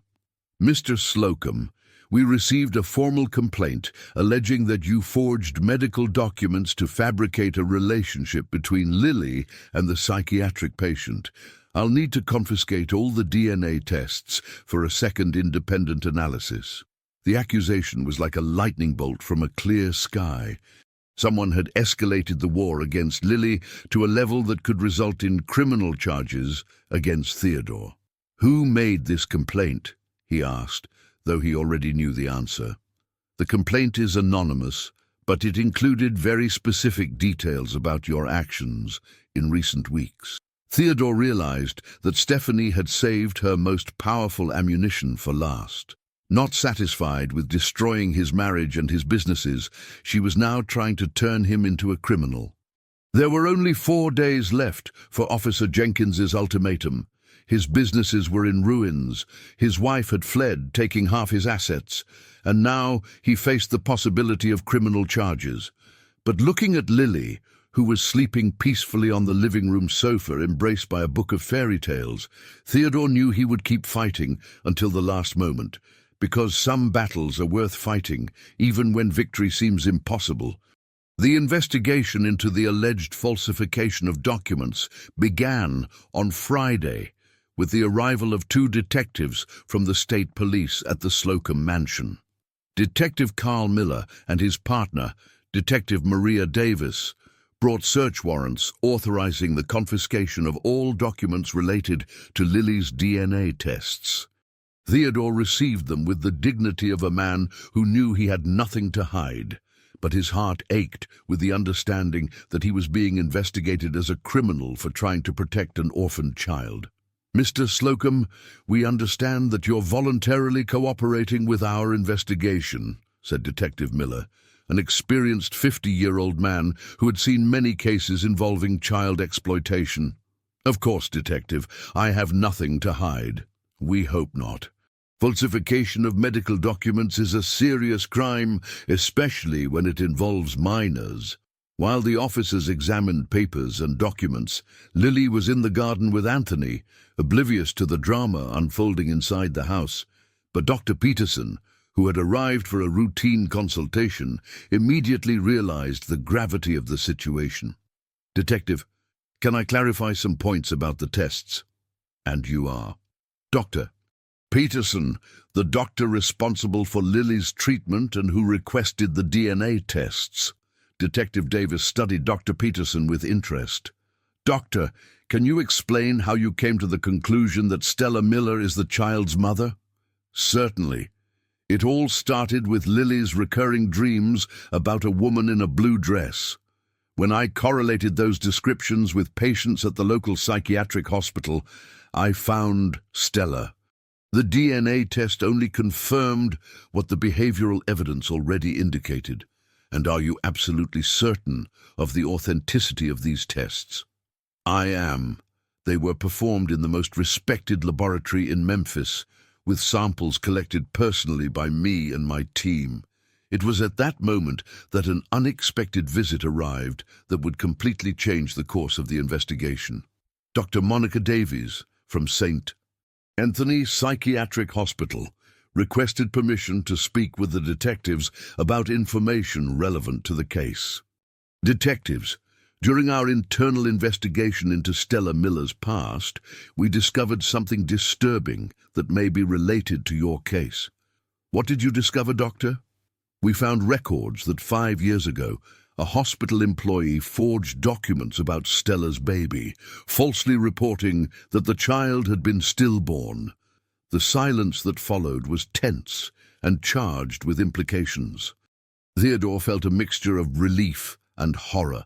Relief because this proved he hadn't forged anything, and horror at the cruelty of what had been done to Stella. Who was this employee? Detective Davis asked. Nurse Constance Reed. She was fired at the time for other irregularities, but never criminally investigated for this specific case. And where is this nurse now? She works in a private clinic here in Carruthersville. New Beginnings Clinic, in the city centre. Theodore knew the clinic. It was where Stephanie had her cosmetic treatments. A terrible suspicion began to form in his mind, but he forced himself to remain calm until the facts were ascertained. Dr. Peterson realized the connection immediately. Detectives, I suggest you talk to Constance Reed as soon as possible. If she admits to lying to Stella about the supposed loss of her daughter, that would completely explain why Stella went into a catatonic coma. And it would also explain, added Dr. Davies, why she awakened instantly upon seeing Lily. The trauma that had kept her trapped in her own mind was the false belief that she had lost her daughter. 2 hours later, at the New Beginnings Clinic, the detectives found Constance Reed preparing medications for a cosmetic procedure.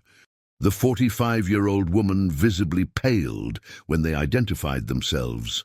Mrs. Reed, we need to talk about events that occurred 5 years ago at St. Anthony Hospital. I haven't worked there for a long time. We know. But do you remember a patient named Stella Miller? She gave birth to a girl in 2019. Constance began to tremble slightly. I remember vaguely. Many babies were born in that hospital. But you specifically told Stella that her baby had been stillborn, didn't you? The direct question made Constance collapse. Tears began to stream down her face, and she sat down heavily in a nearby chair. It wasn't my idea, she confessed between sobs. I needed the money. My daughter was sick. I had huge debts. Who paid you to lie, Constance? A rich lady. She said she knew a family who wanted to adopt the baby, but that the biological mother would never agree to give the child up voluntarily. Detective Miller leaned forward. What rich lady? What was her name? She never told me her real name. But I saw her a few times after that here at the clinic, a regular client. Blonde, very elegant, always talking about social status. Theodore, who had accompanied the detectives, felt the blood run cold in his veins. The description perfectly matched Stephanie. Constance, how much did that woman pay you? $50,000. It was more money than I earned in 2 years. She said it was for the good of everyone, that the mother was really very sick, that the baby would be better cared for by a structured family. And what happened to the baby? I gave her to a couple, she pointed out. They said they were going to take good care of the child, register her as their daughter. What couple? I never knew their real names. They took the girl and disappeared.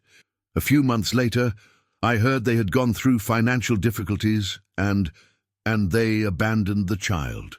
The story fit perfectly with what they knew about Lily's life.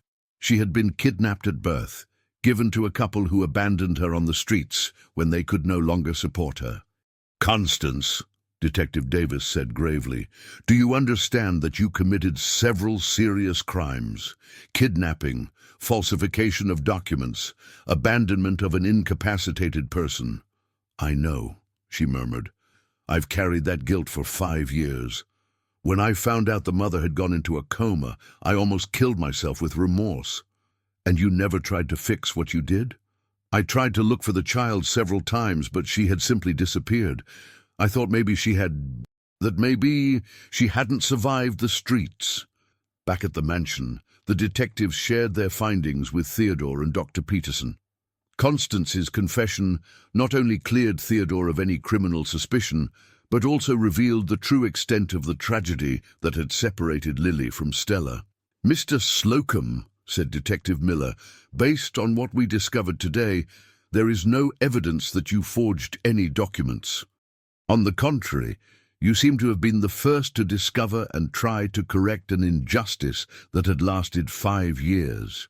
What about the person who made the anonymous complaint? We now have strong suspicions about their identity and motivations. We will investigate whether she had any prior knowledge of the crimes committed by Constance Reed."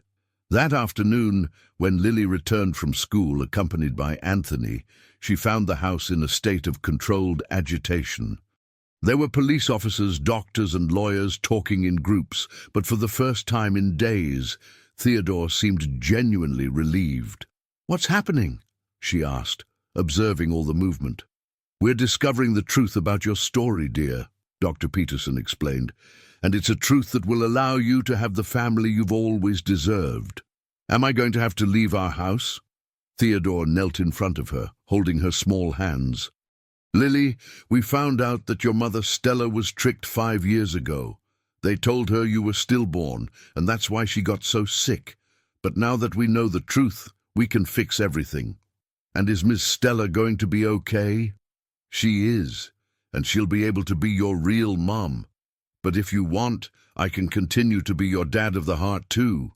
Lily looked at Anthony, then at Theodore, processing the information with the seriousness of someone much older. "Does that mean I'm going to have a complete family, a real mom, and a dad of the heart?" "It means exactly that, sweetie." For the first time in weeks, Lily smiled with genuine and complete joy. But neither she nor Theodore knew that on the other side of town, Stephanie was receiving a call from Constance Reed about her confession to the police. Stephanie's last card of revenge was about to be played, and it would be the most desperate and dangerous of all. Sunday arrived with a deceptive calm that precedes devastating storms. Lily woke up earlier than usual and went to find Theodore in the garden, where he was watering the plants Stephanie had abandoned, along with the rest of her previous life. The girl sat on the grass beside him, watching the water droplets glisten under the morning sun. "Mr. Theodore, when are we going to see Mommy Stella again?" "Today, dear. Dr. Peterson said she's much better, and that maybe she can leave the hospital soon." Lily smiled, but there was a worry in her eyes that Theodore had learned to recognize. "What if she doesn't want me to live here with you? What if she wants me to go just with her?" Theodore stopped watering the plants and sat on the grass beside Lily. During the past few weeks, he had reflected a lot about this possibility, preparing himself emotionally for the moment when he might have to give up the girl who had become his daughter of the heart. "Lily, if your mother Stella decides that it's best for you to live only with her, I will respect that decision, because what matters is your happiness, not mine. But I don't want to choose between you. Why can't I have both?" The question echoed through the garden, like a sincere wish from a child who had learned to value every person who loved her. Theodore hugged Lily, feeling a mixture of pride and sadness as he realized how she had matured during these tumultuous months. "Maybe you can have both, dear. Let's talk to your mom and see what she thinks." At St. Anthony's Psychiatric Hospital, Stella was experiencing her first morning of complete lucidity in 5 years. Dr.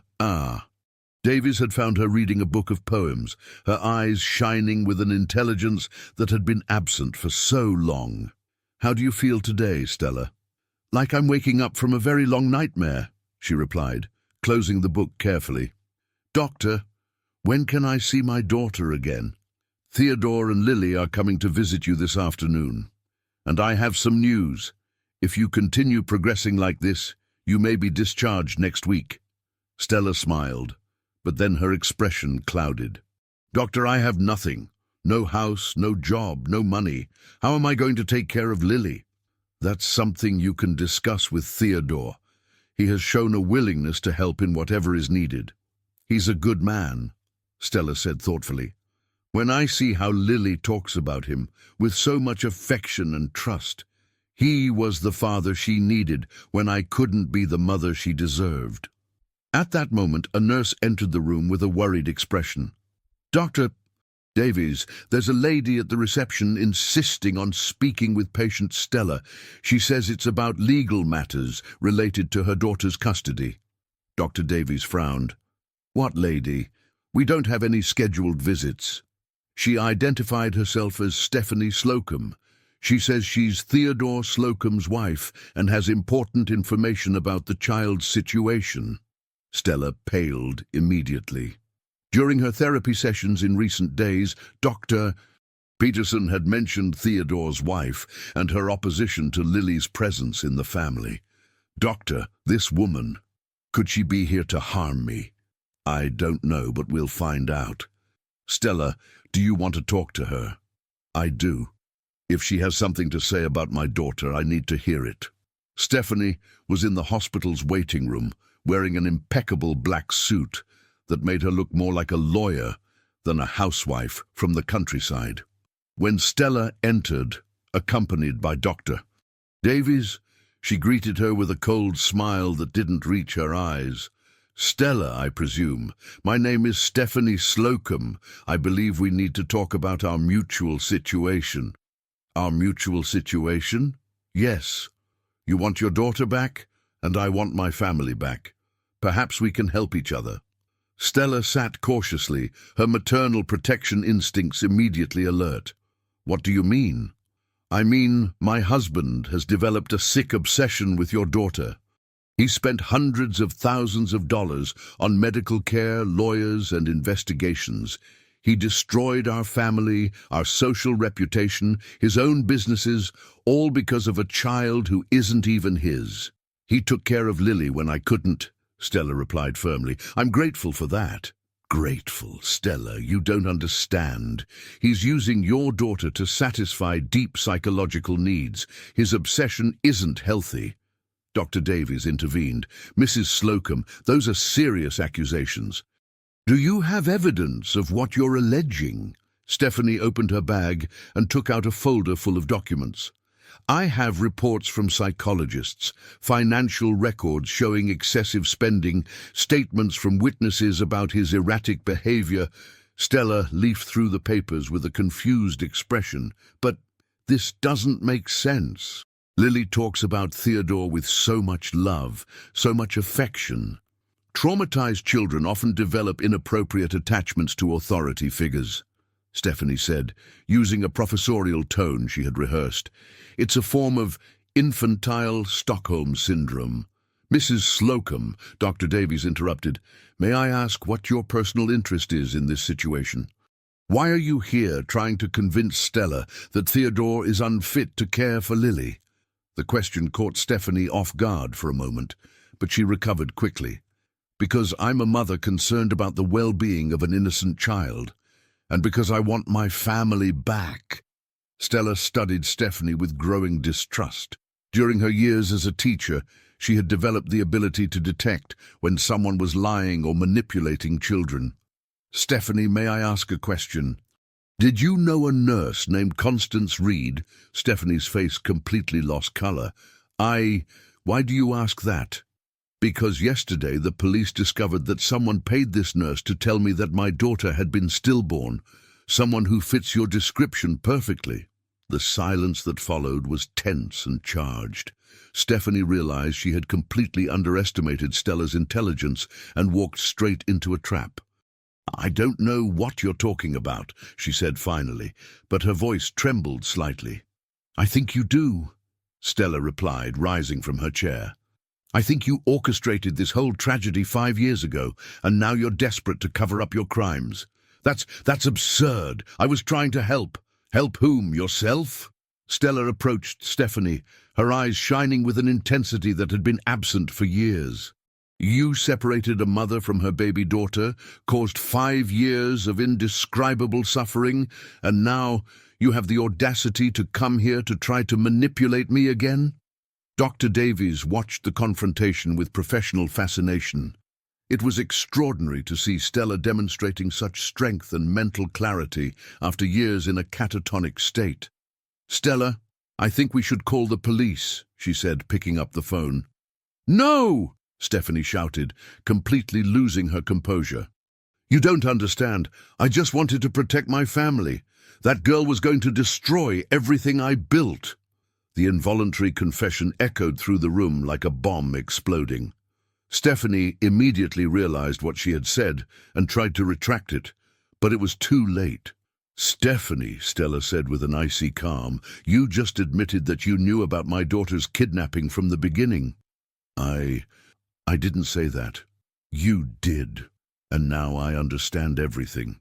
You couldn't accept that your husband saved a child from the streets, so you tried to destroy any possibility of him keeping Lily. And when that didn't work, you came here to try to convince me that he's a danger to her. Stephanie desperately headed for the door, but found 2 hospital security guards who had been called by Dr. Davies. Her last attempt to separate Lily from Theodore had turned into a complete confession of her crimes. "Please," she pleaded, "I just wanted my life back. And I just wanted my daughter back," Stella replied without pity. "The difference is that I never destroyed other people to get what I wanted." As Stephanie was escorted from the hospital, Stella sat down again, trembling slightly from the adrenaline of the confrontation. For the first time in 5 years, she had fought for her daughter, and she had won. "Dr. Davies," she said finally, "when Theodore and Lily arrive, I want to talk to them about how we can be a real family, built on love and trust, not on lies and manipulation." Outside the hospital, Stephanie got into her luxurious car and drove through the streets of Carruthersville for the last time. Her campaign of revenge had completely failed, and she now faced criminal charges that could result in years in prison. But for Lily, who had no idea about the drama that had unfolded that morning, the day promised to be special. She was finally going to talk to her mother Stella about the possibility of having a complete family. A family that included all those she had learned to love. The storm had passed, and for the first time in months the horizon was clear. Sunday afternoon turned into the most important moment of Lily's life when she, Theodore, and Anthony arrived at St. Anthony Psychiatric Hospital for what would be much more than a routine visit. Dr. Peterson awaited them in the reception area with a smile that carried promises of good news. "Theodore, Lily, I have a surprise for you. Stella has received early medical discharge. She's completely lucid and eager to discuss your future." Lily held Theodore's hand tighter, her eyes shining with a mixture of joy and nervousness. Throughout the week, she had dreamed of this moment, but now that it was about to happen, she felt small and insecure. "What if she doesn't like me as I am now?" she whispered. "Lily," said Anthony, holding her other hand, "you're impossible not to like. Even my mum liked you deep down. She just didn't want to admit it." Anthony's childish wisdom drew a smile from Lily, who took a deep breath and walked toward the room where her mother awaited her. Stella was sitting in an armchair near the window, wearing a light blue dress that Dr. Peterson had brought especially for her. When she saw Lily, her eyes filled with tears of pure joy. "My beautiful girl," she said, opening her arms. Lily ran into Stella's embrace as if she were a magnet attracted by an irresistible force. Mother and daughter hugged for long minutes, whispering words of love that had been trapped in their hearts for 5 years. "Mommy, are you really okay?" Lily asked, touching Stella's face gently. "I'm okay, my daughter. I'm finally okay." Theodore watched the scene with intense emotion, happy to witness that reunion, but also preparing himself emotionally for the possibility of having to say goodbye to Lily. "Theodore," Stella said, looking at him over Lily's head, "I need to talk to you." They sat in a circle in the room, Stella, Lily, Theodore, and Anthony, like a family about to make decisions that would affect the rest of their lives. Theodore, during these days in the hospital, I had a lot of time to think about everything that happened. About the 5 years I lost, about what you did for Lily, about what's best for her now. Theodore nodded, prepared to accept whatever decision Stella made. You saved my daughter from a life of suffering on the streets. You gave her education, medical care, unconditional love. Most importantly, you became the father she needed when I couldn't be the mother she deserved. Stella, I only did what any decent person would do. No, she interrupted firmly. You did much more than that. You fought against your own wife, sacrificed your businesses, risked your social reputation, all to protect a child who wasn't even yours. That's not what just anyone would do. That's what a true father does. Lily looked from one to the other, trying to fully understand the conversation, but realizing that something very important was being decided. Stella, what are you trying to say? I'm trying to say that I want us to be a real family. The three of us. You as a father, me as a mother, and Lily as our daughter. The silence that followed was charged with emotion and possibilities. Theodore couldn't believe what he was hearing. But Stella, you're her biological mother. You have all the legal rights. Legal rights mean nothing if they aren't based on love and what's best for the child. Lily loves you as a father, Theodore. And I respect you as the man who saved my daughter. Why can't we create a family based on that? Lily could no longer contain her joy. Does that mean you two are going to be my parents, forever? If that's what you want, my dear, Stella replied, it's what I want most in the whole world. Anthony, who had remained quiet throughout the conversation, finally spoke up. And can I still be her brother? Of course you can, Stella said, hugging the boy. Families aren't just made of blood. They're made of people who choose to love each other. Dr. Peterson, who had observed the entire conversation from the corner of the room, approached with a radiant smile. Then let's make it official. I'll prepare all the necessary documents so that Theodore and Stella have joint custody of Lily. That Monday, Officer Jenkins arrived at the Slocum mansion for her final official visit, expecting to find a complicated situation that would require Lily's removal. Instead, she found a united and happy family. Mr. Slocum, I received the documents from the hospital and Dr. Peterson about Lily's situation. I was also informed about Mrs. Slocum's arrest for kidnapping and falsifying documents. Yes, Officer Jenkins. Finally, the whole truth has come to light. And this must be Stella Miller, said Officer Jenkins, greeting the woman who was sitting next to Lily in the living room. It's a pleasure to meet you, Officer Jenkins. I hope we can resolve Lily's legal situation definitively. Based on all the documentation I received, including DNA tests, medical reports, and police statements, I'm here to inform you that Lily's case is officially closed. Lily looked at Officer Jenkins with curiosity. Is that good or bad? It's very good, dear. It means you can stay with your family forever. My whole family? Dad Theodore, Mom Stella, and Brother Anthony? Your whole family, Officer Jenkins confirmed with a genuine smile. 2 weeks later, a simple but moving ceremony took place at the Carruthersville courthouse. Theodore and Stella signed the joint custody papers for Lily, legally formalizing what already existed in their hearts. Stella had decided not to marry Theodore, at least not yet, but they agreed to live as a united family in the mansion that now belonged only to him. She occupied the master bedroom that had once belonged to Stephanie, transforming it into a cozy space full of books and plants. Dad Theodore, Lily asked one afternoon while they were doing homework together, do you miss Mrs. Slocum? Theodore thought carefully about the answer. I miss the person I thought she was, Lily. But I don't miss the person she really was. And are you happy now? Happier than I ever imagined I could be. At school, Lily's situation had also changed dramatically.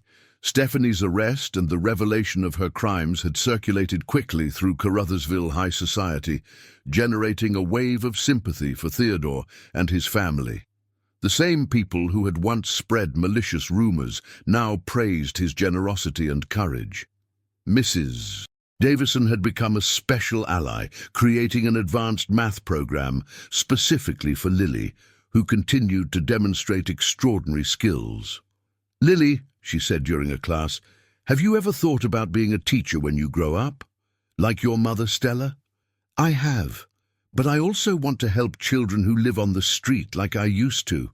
I want them to know there's always hope." Lily's answer deeply touched everyone who heard it.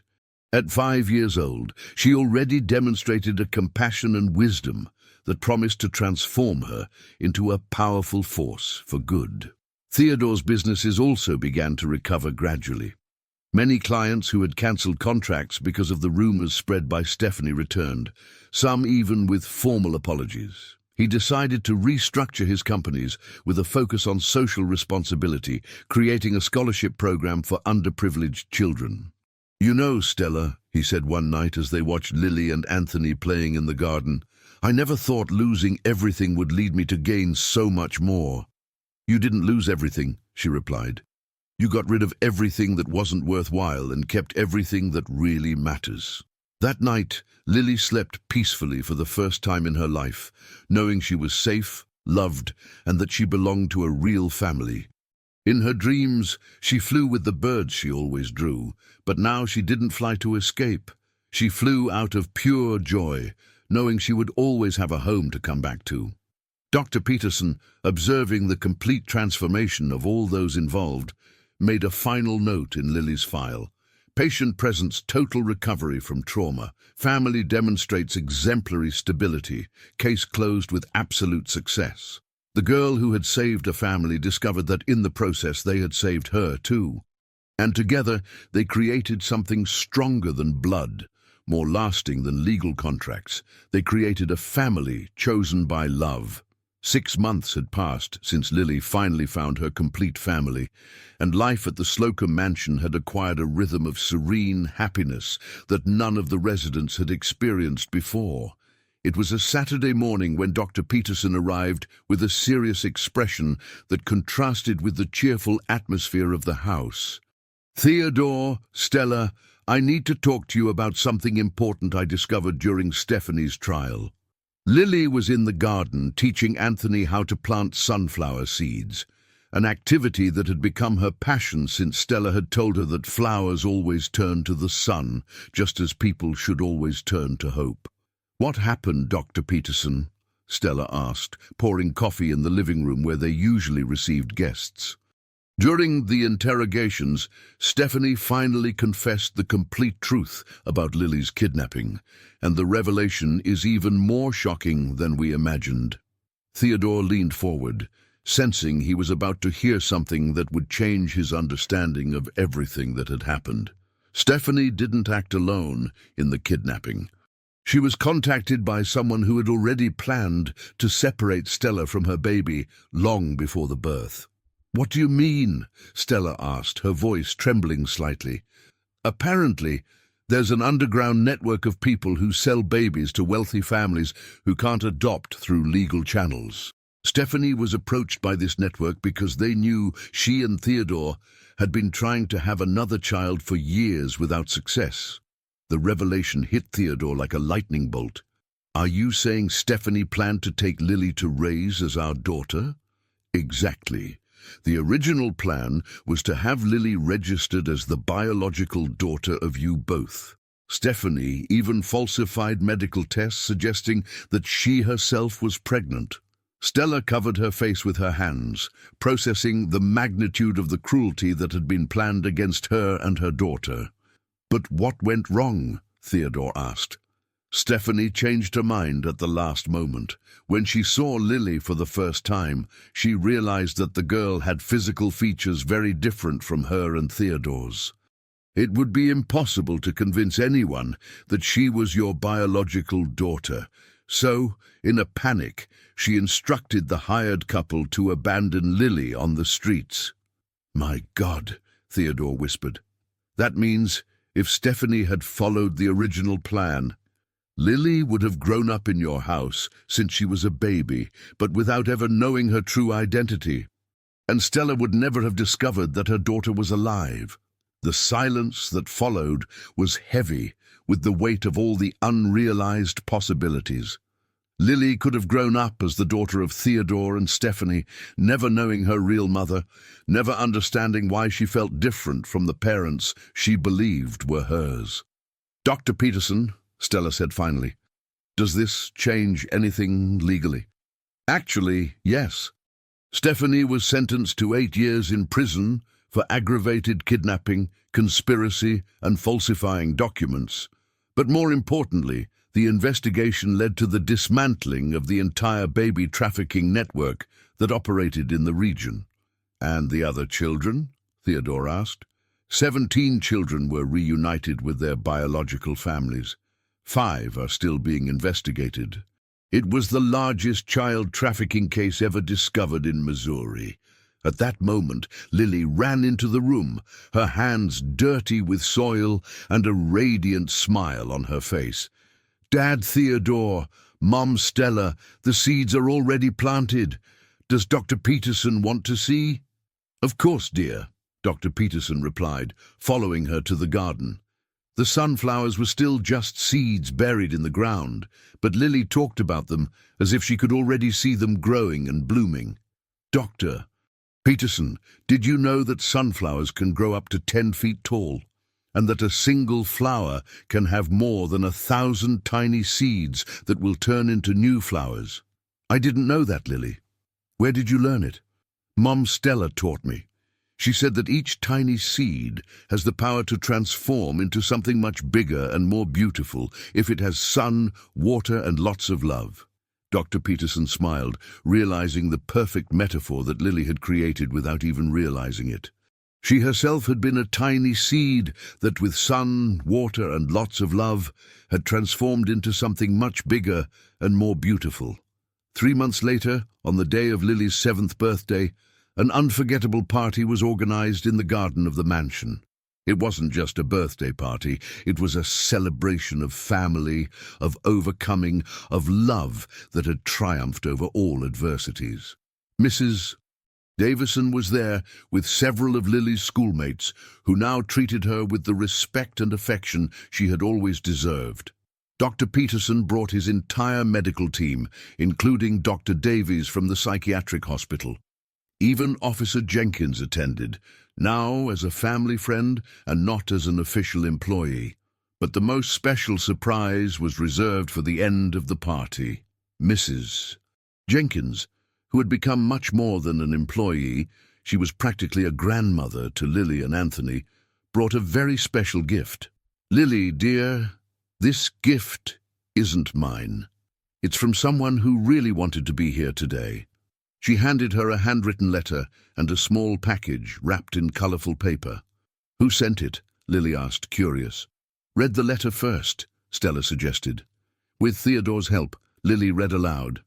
"Dear Lily, my name is Mr. Davis. I work at a special school for children who used to live on the street, just like you did. I heard your story through the newspapers and wanted you to know that you are an inspiration to many children who still need help. In the package is a special gift.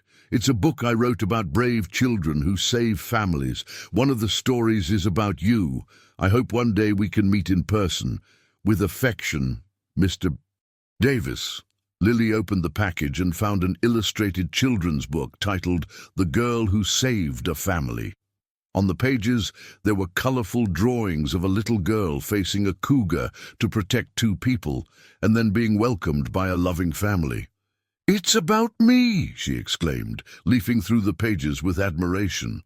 "It's about you, yes," said Theodore, hugging her. "And about how a small person can make a huge difference in the world." That night, after all the guests had left and Anthony had fallen asleep, Lily sat in the garden with Theodore and Stella, watching the first sunflower seedlings that had begun to sprout from the earth. "Dad Theodore, Mom Stella, can I ask something?" "Of course, my dear," Stella replied. "Do you think Mrs. Slocum is sad in prison?" The question caught both adults off guard.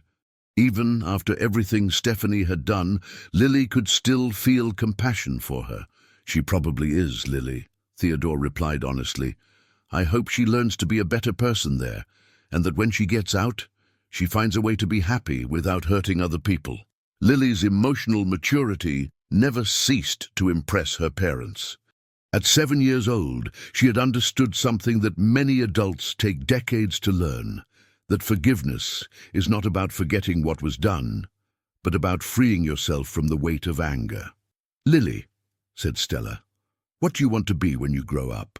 "I want to help children who live on the streets. I want to build houses where they can stay safe until they find families who really love them." "Like an orphanage?" Theodore asked. "No, Dad. Orphanages are sad.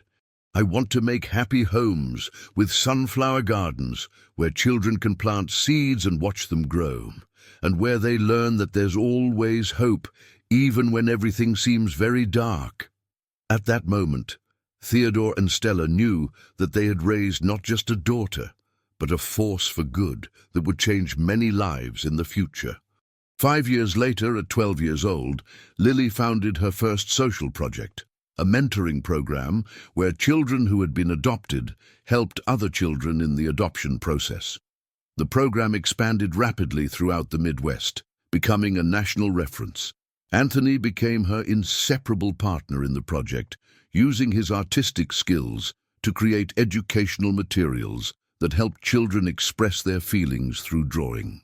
Theodore completely rebuilt his businesses, focusing on social responsibility and donating 30% of the profits to causes related to child protection. He and Stella never officially married, but built a life partnership based on mutual respect and shared love for their children. Stella returned to teaching, specializing in the education of traumatized children. Her innovative techniques, developed from her own experience of overcoming, were adopted by schools across the country. And Zoe, the girl who had saved a family from a cougar, grew up to save hundreds of other families from separation, abandonment, and hopelessness. Lily discovered that her true strength was not in facing fierce animals, but in planting seeds of love and hope in wounded hearts. Her sunflowers in the garden grew up to 10 feet tall, just as she had predicted, always turning to the sun, always reminding everyone that no matter how dark the night is, the dawn always comes for those who don't give up on waiting. On the porch of the mansion, a golden plaque was installed with the inscription, "Home of the Slocum Miller family, where love plants seeds and hope harvests miracles." And every day, when the sun set over Carruthersville, Lily looked at her sunflowers and smiled, knowing she had found not only a family, but her purpose in life, to transform pain into healing, abandonment into welcome, and despair into infinite hope. The ending was not only happy, it was hopeful, promising that true love always finds a way to win, and that each child saved has the power to save many others in the future. If you liked this video, please subscribe to my channel. I promise to bring you videos every day that will make your life happier. Comment on what you thought of my story, giving a rating from 0 to 10, and thank you very much.